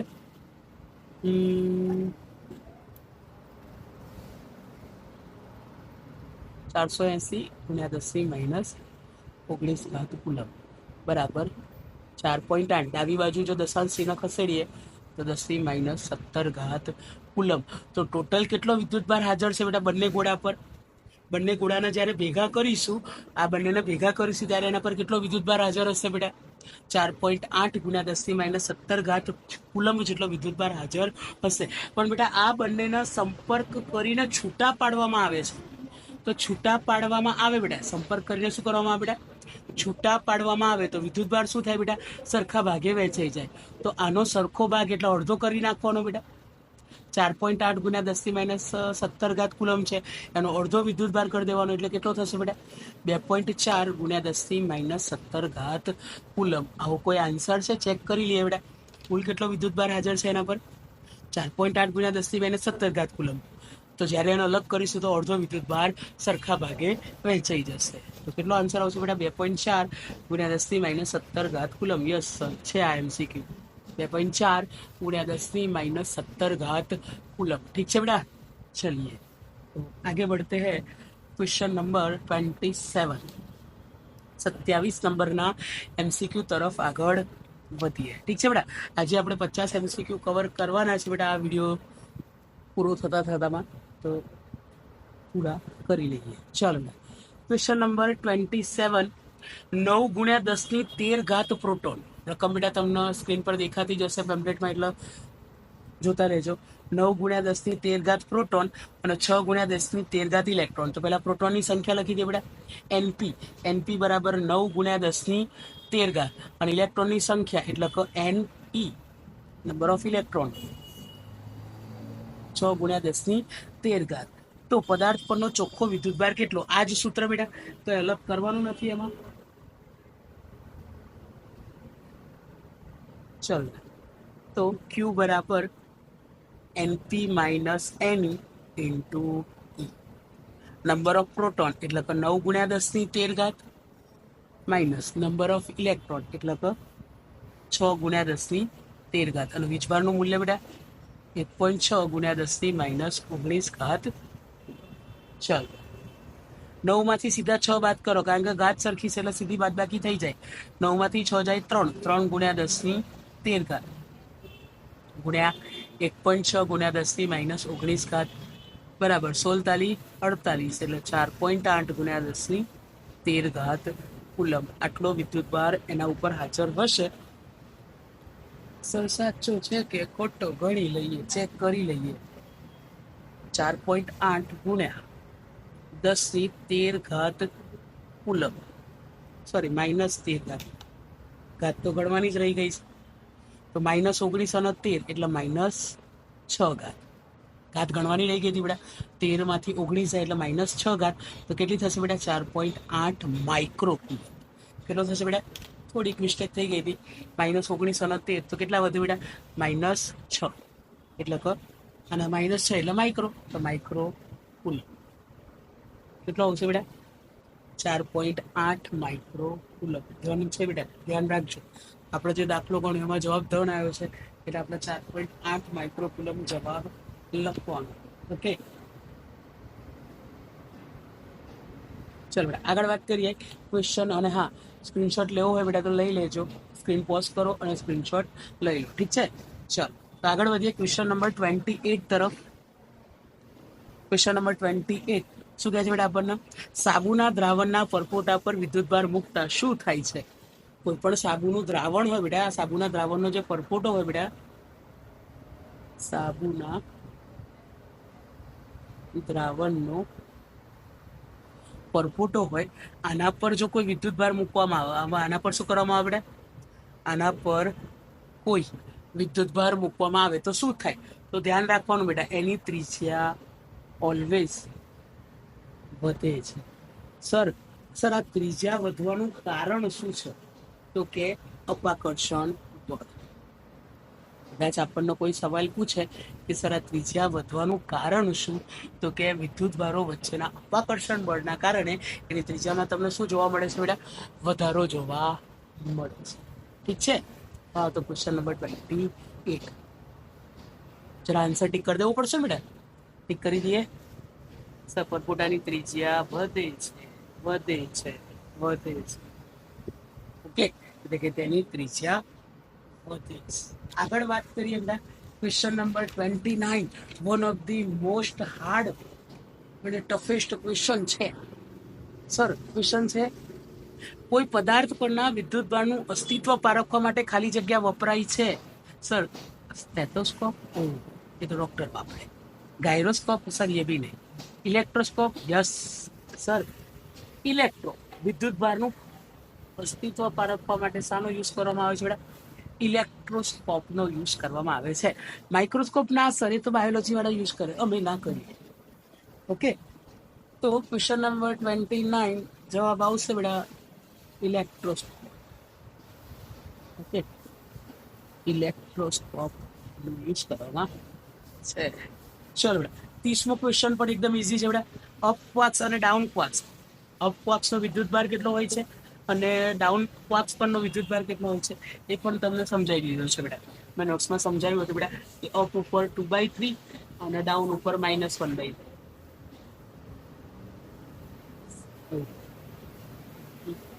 2/3 અને -1/3. ઓકે, ચલો આગળ વાત કરીએ. એ પણ થિયોરેટિકલ ક્વેશ્ચન છે બેટા. કુલમનો નિયમ ખાલી જગ્યાનું સમર્થન કરે છે. આપણને ખબર છે કે ન્યૂટનની ગતિના ત્રીજા નિયમનું સમર્થન કરે છે. મેં જ્યારે કુલમના નિયમનું સદિશ સ્વરૂપ સમજાવ્યું હતું ત્યારે લખ્યું હતું બેટા, તો F21 બરાબર -F12 આપણે લખી શકીએ છીએ. ઓકે,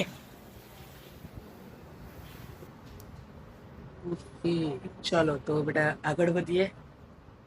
ક્વેશ્ચન નંબર 32, બે સમાન વિદ્યુતભારો વચ્ચે ખાલી જગ્યા અને અસમાન વિદ્યુતભારો વચ્ચે ખાલી જગ્યા ઉદ્ભવે છે. સમાન એટલે કે સજાતીય. સજાતીય હોય તો બેટા અપાકર્ષણ, અને અસમાન એટલે કે વિજાતીય એટલે કે આકર્ષણ. અપાકર્ષણ, આકર્ષણ, અપાકર્ષણ, આકર્ષણ, અપાકર્ષણ, આકર્ષણ. પહેલો જ MCQ છે બેટા, અપાકર્ષણ આકર્ષણ. પહેલો જ MCQ મળી ગયો છે, ટીક કરી દઈએ બેટા. અપાકર્ષણ અને અપાકર્ષણ સમાન એટલે કે સમાન એટલે કે સજાતીય, એમની વચ્ચે અપાકર્ષણ થાય. અસમાન એટલે કે વિજાતીય, એમની વચ્ચે આકર્ષણ થાય. ઠીક,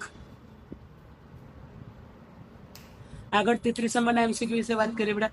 બે વિદ્યુતભારિત ગોળાઓ 2 mm એટલે કે 2 મિલીમીટર જેટલા અંતરે મૂકેલા છે, તો નીચેનામાંથી કયામાં મહત્તમ આકર્ષણ લાગશે? મહત્તમ આકર્ષણ કીધું છે બેટા. હવે આકર્ષણ માટે આપણને ખબર છે વિદ્યુતભારો કેવા હોવા જોઈએ બેટા? વિદ્યુતભારો કેવા હોવા જોઈએ? ધન અને ઋણ વીજભારિત. એટલે બી અને સી એમસીક્યુ તો કેન્સલ જ થઈ ગયા છે, કારણ કે બંને પ્લસ પ્લસ માઇનસ માઇનસ, એટલે બી અને સી તો આવશે નહીં. તો વાત કરીએ બેટા એ અને ડી. હવે એ અને ડી માં એક વસ્તુ નોટિસ કરો બેટા, અંતર સરખું છે. આ બંનેનો તમે ગુણાકાર કરશો તો વિદ્યુતભારો કેટલા આવશે? 2 દુ 4 આવશે. આ બંનેનો ગુણાકાર કરશો તો પણ જવાબ આવશે બેટા 4 એકા 4. એટલે લગભગ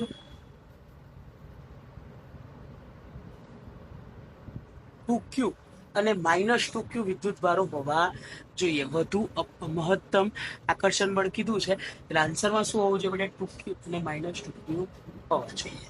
ઓકે, સિમ્પલ આન્સર છે બેટા. બી અને સી તો આવે જ નહીં. એ અને ડી માંથી વધ્યા તો -1 અને 4, બરાબર. તો આ બંને વચ્ચે સૌથી વધારે આકર્ષણ બળ લાગે, મહત્તમ આકર્ષણ બળ લાગે. અહીંયા ધન વિદ્યુતભાર વધારે છે બેટા, એટલે 4 માંથી 1 જાય તો સર એક જ બાજુ ધન વિદ્યુતભાર છે, એટલા માટે આ બંને સરખા હતા, એટલા માટે મેં એ એમસીક્યુ પસંદ કર્યું. ઠીક છે, ચલો આગળ વધી બેટા.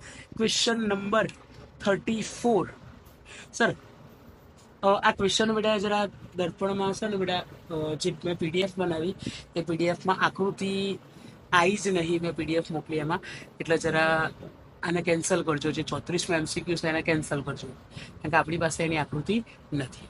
ઓકે, ચलिए आगे बढ़ते हैं. सर 35 नंबर एमसीक्यू, परमिटिविटी એટલે કે એપ્સાઇલોન 0. પરમિટિવિટી એપ્સાઇલોન 0 નું પારિમાણિક સૂત્ર શું છે? હવે આ છે ને બેટા થોડું અલગ રીતે સાબિત કરવાનું છે, કારણ કે પહેલા જરા બેટા આપણે સૂત્ર લખીએ કુલમના નિયમનું. F બરાબર 1/4 એપ્સાઇલોન 0 Q1 Q2 અપન અંતરનો વર્ગ. ઓકે, આપણે એપ્સાઇલોન 0 નું પારિમાણિક સૂત્ર જોઈએ છે, તો એના સૂત્ર કરતા બનાવી દો બેટા.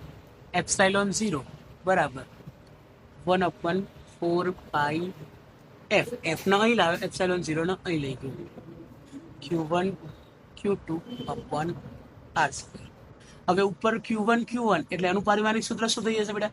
Q². ધ્યાન રાખજો, અહીંયા આમ તો વિદ્યુતભારનું પારિમાણિક સૂત્ર A1 T1 થાય, પણ આપણને રકમમાં કીધું છે બેટા, આપણને શું કીધું છે બેટા એમસીક્યુની રકમમાં, કે વિદ્યુતભારનું પારિમાણિક સૂત્ર Q લેવાનું છે. ઓકે, એટલે આપણે Q1 ની જગ્યાએ A1 T1 મૂક્યા નહીં.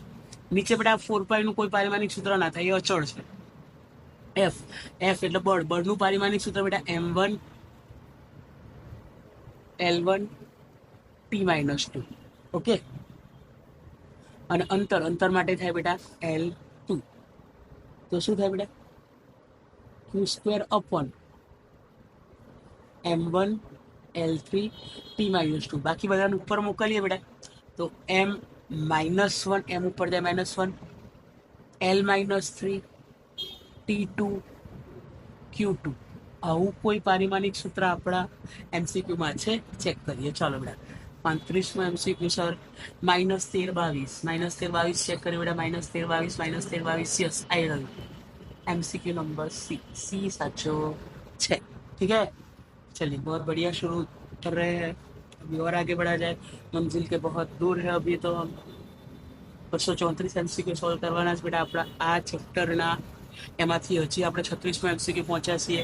કમસે કમ ત્રણ નહીં, કમસે કમ એક વિડીયોમાં હું 50 એમસીક્યુ કવર કરું તો પણ મારે આ પહેલા ચેપ્ટરના 5 વિડીયોઝ બનાવવા પડશે. ઠીક બેટા, ચાલો 36 નંબરની વાત કરીએ બેટા. કુલંબના અચળાંક કે નું સીજીએસ એકમમાં મૂલ્ય કેટલું? સરે નોટ્સમાં લખાઈ દીધું છે, હું લખાઈ દીધું છે, નોટ્સમાં લખાઈ દીધું છે. કેટલું આવે બેટા? 1 આવે. કુલંબના અચળાંક કે નું સીજીએસ એકમમાં મૂલ્ય કેટલું આવશે બેટા? 1 આવશે. હવે 37મો ક્વેશ્ચન બહુ જ મસ્ત છે બેટા. જે ક્વેશ્ચન નંબર 37 છે બેટા, એ બહુ સરસ ક્વેશ્ચન છે, સમજવા જેવું. આપણે જાણીએ છીએ બેટા F બરાબર સૂત્ર શું લખાય?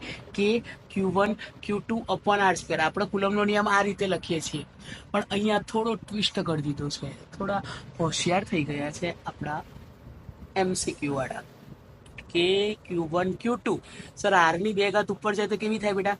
-2 થાય. એટલે જો આ સૂત્રને આપણને એમસીક્યુમાં આપેલા સૂત્ર સાથે સરખાવીએ, F બરાબર કે Q1 Q2 અને R⁻n, તો n ની કેટલી ઘાત થાય બેટા? -2 ઘાત થાય. ઠીક છે, n ની કેટલી ઘાત આવશે બેટા? જવાબ -2 ઘાત -2 ઘાત -2 ઘાત -2 ઘાત. ડી એમસીક્યુ સાચો આવશે. કયો એમસીક્યુ બેટા? ડી એમસીક્યુ સાચો આવશે. કોઈને કહેવાનું નહીં કે અમે 38માં એમસીક્યુ આવી ગયા, એવું કોઈને કહેવાનું નથી. એમસીક્યુ નંબર 38 તરફ આગળ વધીએ. ચાલો, શૂન્ય અવકાશમાં એકબીજાથી અમુક અંતરે મૂકેલા બે બિંદુવત વિદ્યુત ભારો વચ્ચે પ્રવર્તતું બળ આલ્ફા છે. એટલે બેટા બે વિદ્યુત ભારો જ્યારે શૂન્યાવકાશમાં મૂકેલું હોય ત્યારે એમની વચ્ચે કેટલું બળ લાગે છે બેટા? આલ્ફા જેટલું બળ લાગે છે. જો આ જ બે વિદ્યુત ભારોને આટલા જ અંતરે કે ડાઇલેક્ટ્રિક અચળાંક ધરાવતા મધ્યમાં મૂકવામાં આવે તો તેમની વચ્ચે લાગતું વિદ્યુત બળ કેટલું હશે? ધ્યાનથી સાંભળો બેટા. મેં તમને કીધેલું કે જ્યારે કે ડાઇલેક્ટ્રિક અચળાંક ધરાવતું માધ્યમ મૂકવામાં આવે તો એફએમ બરાબર બળ કેટલું લાગશે? એફ બાય કે. પરંતુ અહીંયા બળ કેટલું લાગી રહ્યું છે બેટા? બળ એફ કેટલું લાગી રહ્યું છે? આલ્ફા. એટલે જવાબ આવશે આલ્ફા ભાગ્યા કે. કોઈને કહેવાનું નહીં, અમે એકદમ સરળતાથી જવાબ લઈ આવ્યા છીએ. કોઈને કહેવાનું ઓકે સર. તો જવાબ આવશે આલ્ફા ભાગ્યા કે. Question number 39. હવે આ ધ્યાનથી સાંભળો બેટા. મેં જે થિયરીની નોટ્સ લખાવી છે, કદાચ થિયરી એટલે મેં ક્લાસીસમાં જ્યારે થિયરી ચલાવી ત્યારે આ એમસીક્યુ મતલબ આ થિયરી ચલાવેલી છે કે સર કુલમ્બના નિયમની મર્યાદા ક્યાં સુધી હોય છે? ઓકે, કુલમ્બનો નિયમ ક્યાં સુધી લાગુ પડે છે બેટા? તો કે મિનિમમ ન્યુક્લિયસની ત્રિજ્યા સુધી, એટલે કે 10⁻15 કરતાં વધારે હોવું જોઈએ અને 10⁻18 કરતાં ઓછું હોવું જોઈએ. જો આટલું અંતર હોય તો જે લાગુ પડે, બાકી લાગુ પડે નહીં. 10⁻15 ગાત કરતાં વધારે હોવું જોઈએ અને 10⁻18 મીટર કરતાં કેવું હોવું જોઈએ? ઓછું હોવું જોઈએ. ઠીક છે, ચલો બેટા. કોઈ સ્ક્રીનશોટ લેવો હોય તો લઈ લે. સ્ક્રીન પોઝ કરો, સ્ક્રીનશોટ લઈ લો. ओके, आगे बढ़िए. Question number 39. सर आज का पहला टारगेट पूरा होने को है. 50 एमसीक्यू कवर करने हैं. हम 50 एमसीक्यू कवर करने के लिए तैयार है. 39 नंबर नो एमसीक्यू, सॉरी 40 नंबर नो एमसीक्यू. બે બિંદુવત સ્થિર વિદ્યુત ભારો વચ્ચે લાગતા કુલંબ બળ વિરુદ્ધ તેમની વચ્ચેના અંતરનો સંબંધ દર્શાવતો નીચેનામાંથી કયો આલેખ સાચો છે બેટા? તો આપણને ખબર છે કે જેમ અંતર વધતું જાય એમ બળ ઘટતું જાય. તો સર અંતર વધતું જાય બળ ઘટતું જાય, અંતર વધતું જાય બળ ઘટતું જાય, તો કયો એમસીક્યુ સાચો આવશે? સર બી એમસીક્યુ સાચો આવશે. કયો એમસીક્યુ બેટા? બી એમસીક્યુ સાચો આવશે. આગળ 41 નંબરના એમસીક્યુ તરફ આગળ વધીએ બેટા. કે Q1 અને Q2 વિદ્યુત ભારો પર કુલંબ બળ લાગે છે. Q1 અને Q2 વિદ્યુત ભારો પર કુલંબ બળ લાગે છે. જો ત્રીજો વિદ્યુત ભાર Q3 ને નજીક લાવવામાં આવે તો Q1 અને Q2 વચ્ચે લાગતા કુલંબ બળ ખાલી જગ્યા. હવે સાંભળો બેટા, આપણને ખબર છે કે સર Q1 અને Q2 બે વિદ્યુત ભારો હાજર હોય, એની વચ્ચે કોઈ જો ત્રીજો વિદ્યુત ભાર મૂકવામાં આવે, એટલે સાહેબ એની વચ્ચે જો કોઈ ત્રીજો વિદ્યુત ભાર લાવવામાં આવે તો એનાથી કોઈ ફરક પડવાનો નથી. કોઈ જ ફરક પડવાનો નથી. કારણ સર જે કુલંબીય બળ લાગે છે ફક્ત બે વિદ્યુત ભારો વચ્ચે લાગે છે. ત્રીજા વિદ્યુત ભારના લાવવાથી કોઈ ફરક પડવાનો નથી. સોરી, બ્લુ પેન ટીક થઈ ગયું બેટા. રેડ પેનથી ટીક કરીએ કે સર સીના મૂલ્યમાં એમાં આપેલું છે સીમાં કે સર બળનું મૂલ્ય બદલાતું નથી. કારણ કે વિદ્યુત ભાર બે હાજર હોય. ઓકે, બે વિદ્યુત ભારો હાજર હોય તો જ સર કુલંબ બળ લાગે. ત્રીજા વિદ્યુત ભાર વડે લાગતું બળ શોધવા માટે એ વિદ્યુત ભાર જરૂરી નથી. ઠીક છે, આગળ વધીએ. સર સમાન વિદ્યુત ક્ષેત્રમાં મૂકેલા ઇલેક્ટ્રોન અને પ્રોટોન પર લાગતું બળ સર ન્યૂટનની ગતિના ત્રીજા નિયમ મુજબ એકબીજા કરતા કેવું હોય છે? વિરોધી હોય છે. સર આઈ થિંક આપણે મારે સમજાવવાની જરૂર નથી. આપણે જાણીએ છીએ કે પ્રોટોન અને ઇલેક્ટ્રોન એકબીજા કરતા વિરુદ્ધ વીજભાર ધરાવે છે. એટલા માટે સર એ બંને વચ્ચે લાગતું બળ એકબીજા કરતા વિરોધી હશે. કોઈને કહેવાનું નહીં. બળ વધીએ. ચલીએ આગળ. હવે દાખલા આવી રહ્યા છે બેટા, જરા ધ્યાન આપીએ. Question number 43. 20 × 10⁴ ન્યૂટન પર કુલમના વિદ્યુત ક્ષેત્રમાં, વિદ્યુત ક્ષેત્ર એટલે બેટા ઈ બરાબર આપણને આપી દીધું છે કેટલું બેટા 20 × 10⁴ ન્યૂટન પર કુલમ. 20 × 10⁴ ન્યૂટન પર કુલમ ના વિદ્યુત ક્ષેત્રમાં એક આલ્ફા કણને મૂકવામાં આવે છે. હવે બેટા આલ્ફા કણ એટલે કોણ થાય? હિલિયમ થાય, જેને લખીએ છીએ બેટા આપણે 2He4. એના પર લાગતું વિદ્યુત બળ એટલે કે F કેટલું હશે? એના પર લાગતું વિદ્યુત બળ F કેટલું હશે? તો F બરાબર સૂત્ર છે બેટા કોઈ પણ વિદ્યુત ક્ષેત્રમાં મૂકેલા વિદ્યુત ભાર પર લાગતા બળનું સૂત્ર F બરાબર QE. સર પ્રશ્ન થાય Q તો આપ્યો નથી, આપ્યો સ બેટા આલ્ફા કણ એટલે કે હિલિયમ. હિલિયમ પર કેટલા? 2 વિદ્યુત ભાર હાજર છે, 2 ઇલેક્ટ્રોન. એટલે સર 2E અને E નું મૂલ્ય પણ આપણને આપી દીધું છે, ખાલી રકમ મૂકી દઈએ બેટા, કિંમતો મૂકી દઈએ. 2 × 1.6 × 10⁻19 ઘાત. E એટલે 20 × 10⁴ ઘાત. ઠીક છે બેટા? કેલ્સીમાં કરી લો બેટા.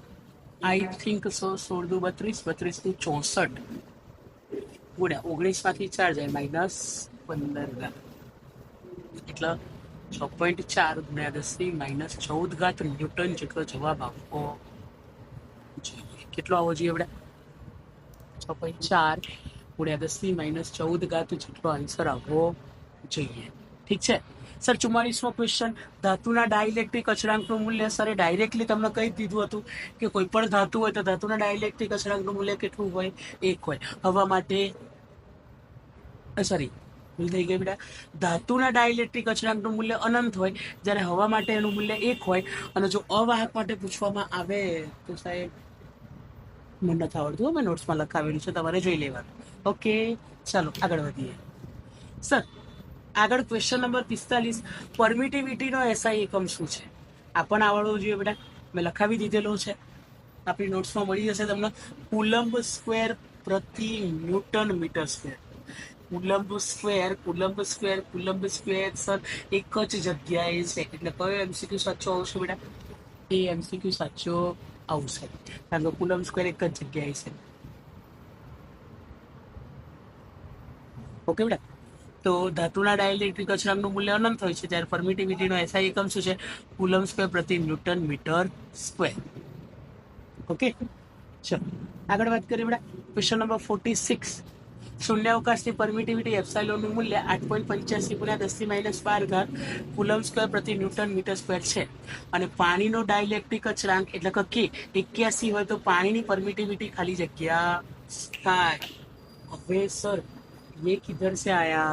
આના માટે પણ સરે તમને સૂત્ર લખાવેલું છે, ટેન્શન ના લેશો. Pankaj sir here no fear. Is that clear? કોમેન્ટમાં યસ સર લખતા રહેજો. 46, એપ્સાઇલોન 0 નું મૂલ્ય આપી દીધું છે બેટા, 8.85 × 10⁻12 ઘાત કુલમ્બ સ્ક્વેર પ્રતિ ન્યૂટન મીટર સ્ક્વેર. અને બેટા પ્રતિ ના લખીએ તો માઇનસ પણ લખાય, એ બધું સિમ્પલ છે, ચાલે. ડાઇલેક્ટ્રિક અચળાંક 81 છે. ડાઇલેક્ટ્રિક અચળાંક એટલે કે એ કેટલો આપ્યો છે બેટા? 81 આપેલો છે. તો પાણીની પરમિટિવિટી એટલે કે એપ્સાઇલોન કેટલી થાય? પાણી એટલે એપ્સાઇલોન માધ્યમ છે બેટા, અને સરે આ સૂત્ર લખાવ્યું હતું બેટા, એપ્સાઇલોન ભાગ્યા એપ્સાઇલોન 0 બરાબર કેટલા લખી શકાય બેટા? K લખી શકાય. આપણે એપ્સાઇલોન શોધ્યું છે તો એપ્સાઇલોન 0 નહીં મોકલો. એપ્સાઇલોન બરાબર એપ્સાઇલોન 0 ઇન્ટુ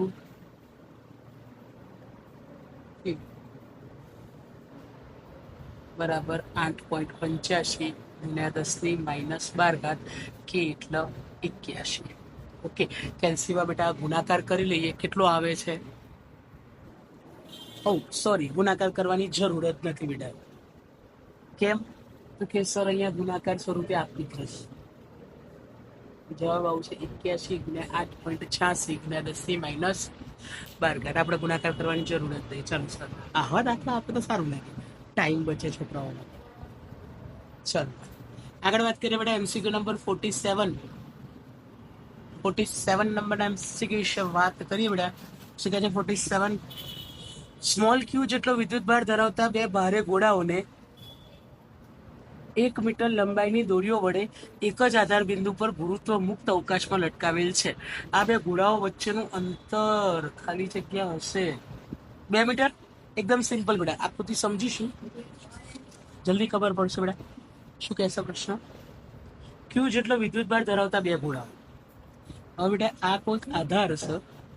હવે બે ભારે ગોળાઓને સર અહીંયા એક લટકાવેલો છે, અહીંયા એક લટકાવેલો છે, દરેકની લંબાઈ 1 મીટર છે. આમ તો બેટા ક્વેશ્ચનમાં અહીંયા લખવું જોઈએ કે એનું મહત્તમ અંતર કેટલું હશે.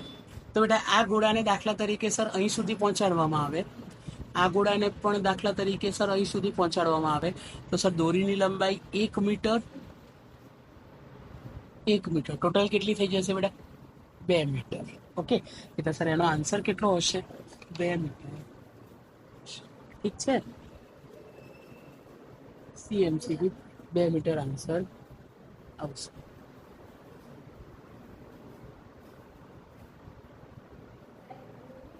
ચાલો આગળ વાત કરીએ બેટા. બે બિંદુવત વિદ્યુત ભારો 50 સુધી જઈએ બેટા. આજે બે બિંદુવત વિદ્યુત ભારો 4Q અને -Q વચ્ચેનું અંતર R છે. આ બંને વિદ્યુત ભારોની બરાબર વચ્ચે એક ત્રીજો વિદ્યુત ભાર Q મૂકવામાં આવે છે. જો વિદ્યુત ભાર -Q પર લાગતું પરિણામી બળ 0 હોય તો Q બરાબર ખાલી જગ્યા હશે. હમણાં સેમ ટુ સેમ આ ટાઈપનો એક MCQ આપણો સોલ્વ કર્યો બેટા. ઓકે, હમણાં જ આગળ એક MCQ સોલ્વ કર્યો તો બેટા યાદ હોય, હમણાં જ કર્યો, આવી રહ્યો MCQ. આના જેવો જ MCQ છે બેટા, સેમ ટુ સેમ. ઓકે,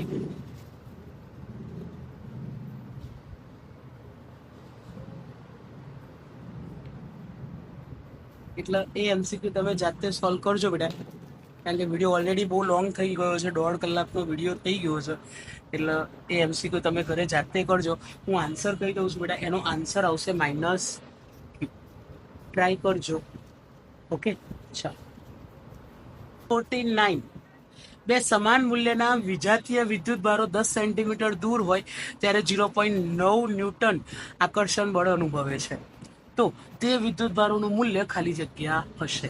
હવે બેટા વિજાતીય વિદ્યુત ભારો કીધા એટલે એક ઉપર ધન વિદ્યુત ભાર હશે અને બીજા પર ઋણ વિદ્યુત ભાર હશે. પણ આપણને ખાલી મૂલ્ય શોધવાનું કીધું છે એટલે આપણને કઈ ટેન્શન જેવું નથી. અને હા બેટા, આનો કદાચ કોઈને સ્ક્રીનશોટ લેવાનો બાકી હોય તો સ્ક્રીનશોટ લઈ લે. ઠીક છે, સ્ક્રીન પોસ્ટ કરી સ્ક્રીનશોટ લઈ. તો 49 ઉપર પહોંચી ગયા છીએ. ચલ બેટા, 10 સેન્ટીમીટર દૂર છે વિદ્યુત ભારો. કેટલા સેન્ટીમીટર? 10 સેન્ટીમીટર. એટલે સર 10 સેન્ટીમીટર 100 વડે ભાગી દો બેટા, એટલા મીટરમાં ફરી જાય, એટલે કેટલા આવશે? 0.1 મીટર. એના પર 0.9 ન્યૂટન આકર્ષણ બળ લાગે છે. એટલે F બરાબર કેટલા બેટા? 0.9 ન્યૂટન આકર્ષણ બળ. એટલે F બરાબર 0.9 ન્યૂટન આકર્ષણ બળ અનુભવે છે. તો વિદ્યુત ભારોનું મૂલ્ય કેટલું હશે? તો Q બરાબર કેટલું હશે? તો સૂત્ર છે બેટા F બરાબર K Q ઇન્ટુ Q, પણ Q સ્ક્વેર કરી દો બેટા direct. Q square upon R square. આપણે Q શોધવાનો છે, R સ્ક્વેર નહીં મોકલો બેટા. F ગુણ્યા R સ્ક્વેર, અને K ને ક્યાં લઈ જઈએ? ભાગાકારમાં. F ગુણ્યા R સ્ક્વેર ભાગ્યા K બરાબર Q સ્ક્વેર. વર્ગને દૂર કરવા માટે વર્ગમૂળ, એટલે વર્ગમૂળમાં F R સ્ક્વેર ભાગ્યા K બરાબર શું આવશે બેટા? Q. વર્ગને દૂર કરવા માટે શું કરવાનું બેટા? વર્ગમૂળ લઈ લેવાનું. ચાલો કિંમતો મૂકી દઈએ બેટા. F એટલે કેટલા ન્યૂટન? 0.9 ન્યૂટન. R સ્ક્વેર એટલે કે 0.1 નો વર્ગ, અને નીચે K 9 ગુણ્યા 10 ની 9 બરાબર Q. K નું મૂલ્ય યાદ રાખવાનું કીધું તો સરે લખાવી દીધેલું છે. ઠીક છે, 9 ગુણ્યા 10 ની 9 તો બેટા 0.9 ગુણ્યા 0.1 ગુણ્યા 0.1 ભાગ્યા 9. આન્સર આવશે બેટા 0.001. કેટલો આવશે બેટા? વર્ગમૂળમાં 0.001 ગુણ્યા 10 થી આ 9 ઘાત ઉપર જાય તો કેવી થાય બેટા? માઇનસ થાય બરાબર Q. હવે એક વસ્તુનું ધ્યાન રાખવાનું છે અહીંયા બેટા કે સર ઘાત બેકી હોવી જોઈએ. વર્ગમૂળ કાઢવા માટે ઘાત કેવી હોવી જોઈએ બેટા? બેકી હોવી જરૂરી છે. કેવી હોવી જરૂરી છે? બેકી હોવી જરૂરી છે. બેટા ઘાતને શું બનાવવી પડશે? બેકી. એક કામ કરું, હું જમણી બાજુ લઈ જાઉં બેટા, આ પોઈન્ટને અહીંથી અહીં લઈ જાઉં તો 0.01 ગુણ્યા 10 ની -10 ઘાત બરાબર Q. તો 0.01નું વર્ગમૂળ કાઢીએ બેટા. હવે જમણી બાજુ જઈએ એટલે બેટા ઘાતમાં ઘટાડો થાય. -1 કરું એટલે -9 -1 -10. 0.01 એનું શું કાઢી દઈએ બેટા? વર્ગમૂળ કાઢી દઈએ તો આન્સર આવશે 0.1 ગુણ્યા 10⁻5 કુલમ બરાબર ક્યુ. માટે ક્યુ લખવો હોય બેટા તો 0. અને જમણી બાજુ લઈ જઈએ તો 1 ગુણ્યા 10⁻6 કુલમ લખાય. એટલે ક્યુ બરાબર 1. 10⁻6 એટલે શું લખતું બેટા? 9. ચાલો ડન છે બેટા. તો આ તો MCQ નંબર 49. ઓકે. કે બે વિદ્યુત ભારોને એકબીજાથી 10 સેન્ટીમીટર અંતરે મૂકેલા હોય અને જો એ બંને વચ્ચે 0.9 ન્યૂટન જેટલું બળ લાગતું હોય તો એમની વચ્ચે એમના ઉપર કેટલો વિદ્યુત ભાર હાજર હશે. ડન બેટા. ચાલો MCQ નંબર 50 જોઈએ. ચાલો MCQ નંબર 50 શું કહે છે બેટા? MCQ નંબર 50 અને હા પેલામાં ટીક કરી દે ને બેટા. 1 માઇક્રો કુલમ કેટલો વિદ્યુત ભાર બેટા? 1 માઇક્રો કુલમ જેટલો વિદ્યુત ભાર હાજર.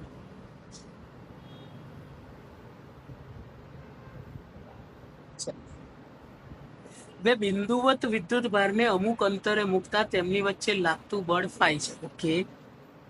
વિદ્યુત ભારોના મૂલ્યોને બમણા કરી અને તેમની વચ્ચેનું અંતર અડધું કરવામાં આવે તો તેમની વચ્ચે લાગતું બળ. સર જ્યારે આર અંતરે મૂકેલા હોય તો આપણને સૂત્ર ખબર છે કે Q²/R². આ તો આપણને ખબર જ છે. પણ બળ એ લોકોએ એફની જગ્યાએ શું કહી દીધું બેટા? ફાઈ કહી દીધું. બટ એફની જગ્યાએ આપણને કેટલું લેવાનું કીધું બેટા? ફાઈ બરાબર K² હવે નવું બળ લાગે છે બેટા. નવું બળ φ'. ઓકે. શું કહે છે બેટા? વિદ્યુત ભારોના મૂલ્યોને બમણા કરો એટલે કે ક્યુની જગ્યાએ કેટલા કરી દેવાના બેટા? 2Q કરી દેવાના એટલે 2Q² અને અંતર કેવું કરવાનું બેટા? અડધું કરવાનું એટલે R/2 સ્ક્વેર. R/2 તો શું લખાશે બેટા? કે 2Q² એટલે શું લખાશે બેટા? 4 2 નો વર્ગ 4 અને Q નો વર્ગ Q². અહીંયા નીચે અંતરનો વર્ગ એટલે કે R² અને નીચે 2 નો વર્ગ 4. 4 ક્યાં જશે બેટા? ઉપર જશે એટલે ચોખ્ખું 16 એટલે 16KQ²/R². પણ KQ²/R² ની જગ્યાએ તો શું મૂકી શકાય? એટલે 16. આની જગ્યાએ આ કિંમત મુકાય કે ના મુકાય બેટા? ઠીક છે કે નહીં? તો ક્વેશ્ચન નંબર 50 માં આન્સર આવશે બેટા 16. કેટલો આવશે બેટા? 16. એની ડાઉટ? ઓકે. ચાલો બેટા. તો આજનો આપણો ટાર્ગેટ પૂરો થયો બેટા. કોઈ સ્ક્રીનશોટ લેવાનો બાકી હોય તો સ્ક્રીનશોટ લઈ લો બેટા. આજનો આપણો ટાર્ગેટ હતો તે બટાટ MT2 ટવર ટરવાના છે. ચાલો બેટા. તો 50 MCQ આપણે કવર કરી ચૂક્યા. ઓકે. હજી તો ઘણા બધા પાર્ટ્સ જોવાના છે બેટા. ઓકે. પરંતુ વિડીયો ઓલરેડી બહુ લોંગ થઈ ગયો બેટા. પરંતુ એવું લાગ્યું હોય કે સરે જે MCQ સમજાવ્યા સર એ MCQ અમને એકદમ ક્લિયરલી સમજણ પડ્યા. તમે જે પણ MCQ સમજાવ્યા એ અમને ગમ્યા તો વિડીયોને લાઈક કરવાનું ના ભૂલતા બેટા. ક્યુટ પાંડાને તો સર બધા જ લાઈક કરી દે છે પણ અમારા વિડીયોને પણ ક્યુટ પાંડાની જેમ લાઈક કરવાનું ન ભૂલતા. ઓકે. સર એવું લાગ્યું હોય કે વિડીયો ઇન્ફોર્મેટિવ હતો, બહુ જ કામ લાગે એવો હતો, મારા સિવાય મારા ફ્રેન્ડ સર્કલને પણ આ વિડીયો કામ લાગવો જોઈએ, રિલેટિવ્સને કામ લાગવો જોઈએ તો બેટા તમારા ફ્રેન્ડ્સ અને રિલેટિવ સાથે આ વિડીયો શેર કરવાનું ભૂલતા નહીં. ઠીક છે? એકદમ સારી રીતે વિડીયોને શેર કરજો કે જેથી તમારા મિત્રો અને રિલેટિવ્સને પણ આ કામ લાગે. સર તમે જે સમજાવ્યું એમાં કોઈ તકલીફ લાગી? સર મારી સમજાવવામાં કોઈ ભૂલ હતી તો બિંદાસ તમને કોમેન્ટ કરી દેજો. કારણ કે ભૂલને સુધારવામાં જ મજા છે. ઓકે. ભૂલને ભૂલવામાં મજા નથી. ઠીક છે? કારણ કે ભૂલને સુધારીશું તો થોડો ઘણો અનુભવ થશે અને એ ભૂલ આપણને ફરી નહીં થાય. તો એવું કંઈ પણ લાગે, ડાઉટ છે, કોઈ ટોપિક કવર કરવો છે, કોઈ MCQ સાહેબ કવર કરવા છે તો એના માટે બિંદાસ તમે કોમેન્ટ કરી દેજો. ઓકે. સર આ વિડીયોમાં તો મજા આવી જ પરંતુ હજી આવનાર ઘણા બધા વિડીયો જોઈએ છે અમને. આ પાર્ટ મતલબ 1 થી 50 MCQ કરે, હજી 51 થી જે 100 MCQ છે એ પણ અમને મળતા રહે. તો એના માટે ચેનલને સબસ્ક્રાઈબ કરી દેજો અને જે તમારું બેલ આઇકન છે એને ઓલ પર સેટ કરી દેજો બેટા. ઠીક છે, તમારું જે બેલ આઇકન છે એને ઓલ પર સેટ કરી દેજો, જેથી અમારા આવનારા દરેક વિડીયોની માહિતી તમને મળતી રહે. ઓકે, ગમે તે વિડીયો આવે, એ શોર્ટ્સ આવે કે સર કોઈ પણ લોંગ વિડીયો આવે, તમને પહેલી માહિતી મળે એ માટે ચેનલને સબસ્ક્રાઈબ જરૂર કરી દેજો. ઓકે, અને બધાને જય અંબે. ઓકે, ચાલો.